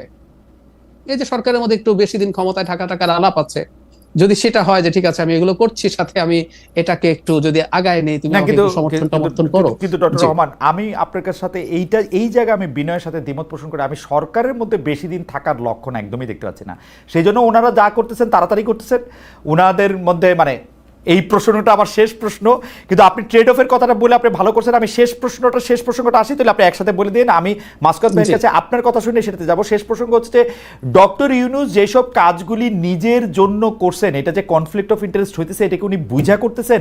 উনি ম্যান পাওয়ার সাপ্লাই করার একটা ইয়া খুললেন, উনি ওনার নিজের ট্যাক্স বাতিল করলেন, উনি গ্রামীণের জন্য একটা আলাদা ওয়ালেট করলেন, আরো অনেক কিছু করলেন, 5G লাইসেন্স, ইউনিভার্সিটি করলেন সেগুলি, এবং জিজ্ঞেস করলে বললেন যে আমি তো এখানে কেউ আমার এগুলো আমার না, আমি শুধু ট্রাস্টি। এখন পৃথিবীতে সবকিছুই ট্রাস্টি, বিল গেটসের জিনিসও বিল গেটসের না, সবই ট্রাস্টি। আমারও টাকা হইলে আমি ট্রাস্টি হয়ে যাবো। এগুলি কি আসলে কনফ্লিক্ট অফ ইন্টারেস্টে উনি বুঝতে পারেন, বুঝা করেন নাকি? এবং উনার কারণে, মানে আমার রিডিং হচ্ছে, আমি এনসিপির সমালোচনা করি কিন্তু যত কিছু হয়েছে এগুলি ডক্টর ইউনূসের কারণে, এবং উনার যেহেতু পথ দেখাইতে উনি পারেন নাই, আমি ওনাকে বলবো যে উনি লজ্জাহীনভাবে কনফ্লিক্ট অফ ইন্টারেস্টের কাজগুলি উনি করছেন একজন বড় মানুষ হইয়া, সেজন্য বাধ্য হয়েছে পোলাপানগুলি এগুলি অনেক কিছু এরকম করতে। আমি একদম এটা আমার বলতে দ্বিধা নাই আসলে, জেল জরিমানা যাই হোক। আমার রিডিংটা আমি বললাম, আমি একটু আপনার কথা একটু শুনতে চাই। জি, আমি একেবারেই একমত। মানে তার মাপের একজন মানুষের কাছ থেকে এই ধরনের প্রবণতা একেবারেই ভালো না। মানে ওনাকে আমরা যেভাবে চিনি, ওনাকে আমি প্রায় এই কথা বলি যে উনি এই দেশের দায়িত্ব নিয়ে রাদার আমাদেরকে উদ্ধার করেছেন, তার পাওয়ার কিছু নাই, তিনি গ্লোবালি এত বড় পার্সোনালিটি, কিন্তু যখন একটু পেটি জিনিসপত্র নিয়ে তিনি করেন, সেটা আমাদের কাছে আসলে ভালো লাগে না। এখন সেই প্রশ্ন আসলে আলটিমেটলি আসবে, যতই চ্যারিটি হোক আর যাই হোক না কেন, গ্রামীণের সব প্রতিষ্ঠানের অলমোস্ট নিয়ন্ত্রণ তার হাতে আছে, তিনি সেগুলো তার হাতে রাখতে চান। একই সাথে এখন এই নতুন সব জিনিস তিনি তার নামে করে করছেন, এগুলো খুবই ব্যাড প্রেসিডেন্স হলো। আমি ডক্টর ইউনূসের সরকার সম্পর্কে প্রথম থেকে একটা কথা বলে যাচ্ছি যে সরকারকে অনেক কিছু করা জরুরি না, এই সরকারের উচিত হচ্ছে কতগুলো বেঞ্চমার্ক তৈরি করা। ছোট কিছু কাজেরও যদি কতগুলো বেঞ্চমার্ক উনি তৈরি করতেন, তাহলে সেই বেঞ্চমার্ক গুলো আমাদের কাজে লাগতো। আমরা পরবর্তী কোনো সরকারকে চাপে ফেলার জন্য বলতে পারতাম উনি এটা করেছেন, আপনি কেন পারবেন না, আপনি আরো এত নির্বাচিত সরকার হয়েও। কিন্তু উনি যে বেঞ্চমার্কটা তৈরি করলেন তার পার্সোনাল প্রতিষ্ঠানগুলো নিয়ে, এটার ওনারশিপ যেখানেই থাকুক না কেন, যাই থাকুক না কেন, এটা খুবই অসুন্দর হয়েছে ইন এনি কনসিডারেশন। আমিও আপনার সাথে একেবারেই একমত। এবং আপনি যেটা বলছেন, যখন রাষ্ট্রের এই পর্যায়ে বসে থাকা একজন মানুষ যার জীবনে পাওয়ার কিছু নাই, এত কিছু উনি পেয়েছেন, তিনি যখন এটা লোভ কোট আনকোট সামলাতে পারেন না, তখন এই তরুণদের কাছে তো আসলে এক ধরনের প্রশ্রয় হওয়ার এই কথা হতে পারে। মানে আমি একটু মাসকাত ভাইয়ের কাছে জানতে চাই, আমার আর কিছু বলার নাই। এবং ডক্টর মোহাম্মদ ইউনূস নিজের একটা সেক্রেটারিয়েট টেবিলে বসে একটা গ্রামীণ ওয়ালেট দিচ্ছেন, একটা গ্রামীণ ইউনিভার্সিটি দিচ্ছেন, একটা কি বলে ম্যান পাওয়ারের দিচ্ছেন। মানে আমার কাছে এটা প্র্যাকটিক্যাল, আমার সত্যি আবার ডিস্টোপিয়ান মনে হয়। আমার কাছে মনে হয় যে ডক্টর ইউনূস যে এগুলি সাইন করতেছেন, কেমনে করতেছেন মাসকাত ভাই, আপনি আমার একটু বলেন তো, মানে কেমনে বা কে নিয়ে তার সামনে এই ফাইলগুলি দিচ্ছে?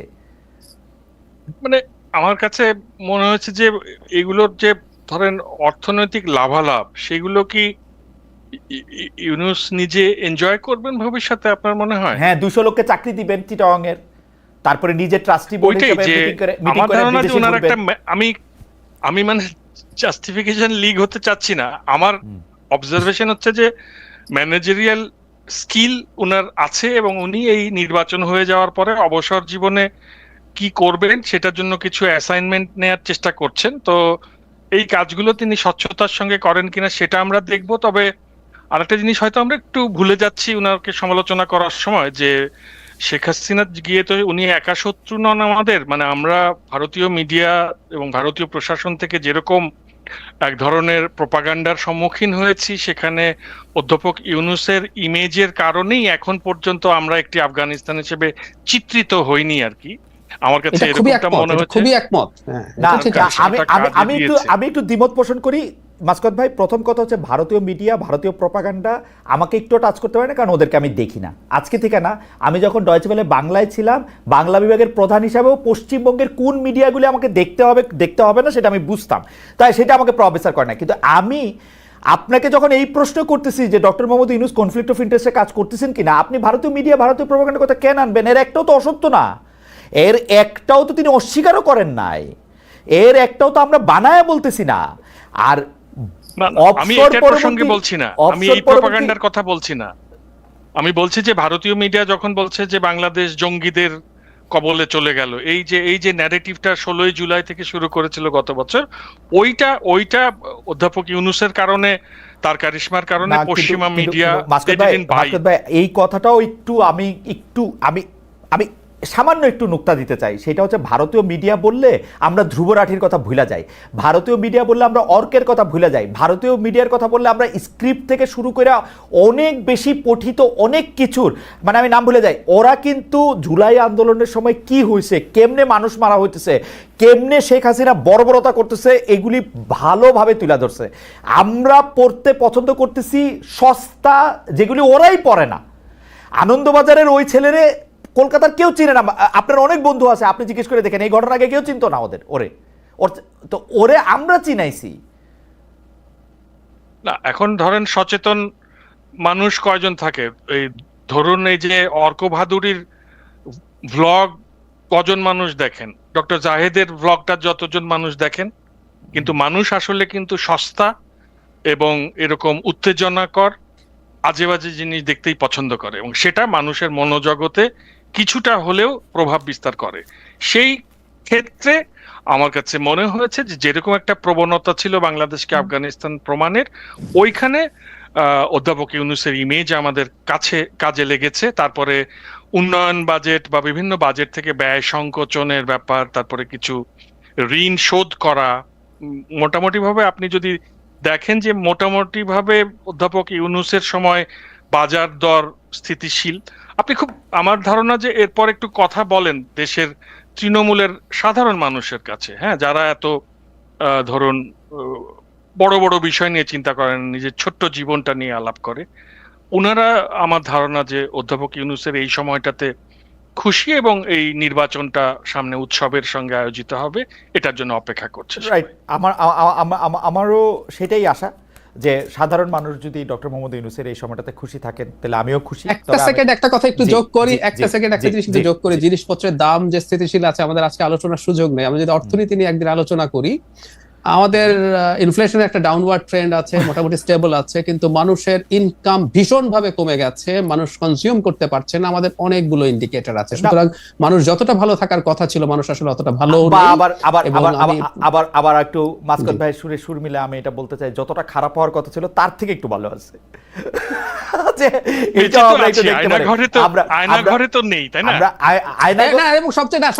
খালেদ ভাই, সবচেয়ে বড় কথা হচ্ছে শেখ হাসিনাকে আমরা খেদাইতে পারছি ভাই। এটার পর বাকি কাজগুলো আমরা করে ফেলতে পারবো, আমরা বাকি কাজ করে ফেলতে পারবো। একটু সমস্যা হবে, আমরা করে ফেলবো।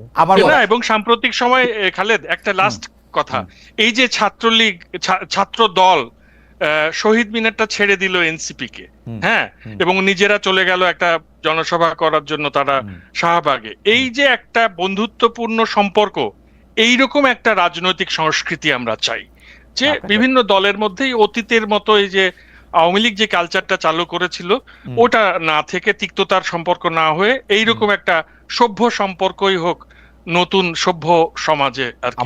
এরকম বাংলাদেশ আমরা জনাব প্রত্যাশা মাসকাত হোসেন, আপনাকে অনেক ধন্যবাদ আপনার সুচিন্তিত বক্তব্যের জন্য। ডক্টর জাহেদ রহমান, আপনি তো বরাবরই আমাদেরকে বিভিন্ন যুক্তি দিয়ে আলোকিত করেন, আজকেও তাই। অনেক দর্শক আমাদেরকে দেখেছেন, অনেক দর্শক আপনাদের বক্তব্যের সাথে একমত হয়েছেন, কেউ কেউ একটু দ্বিমত করেছেন।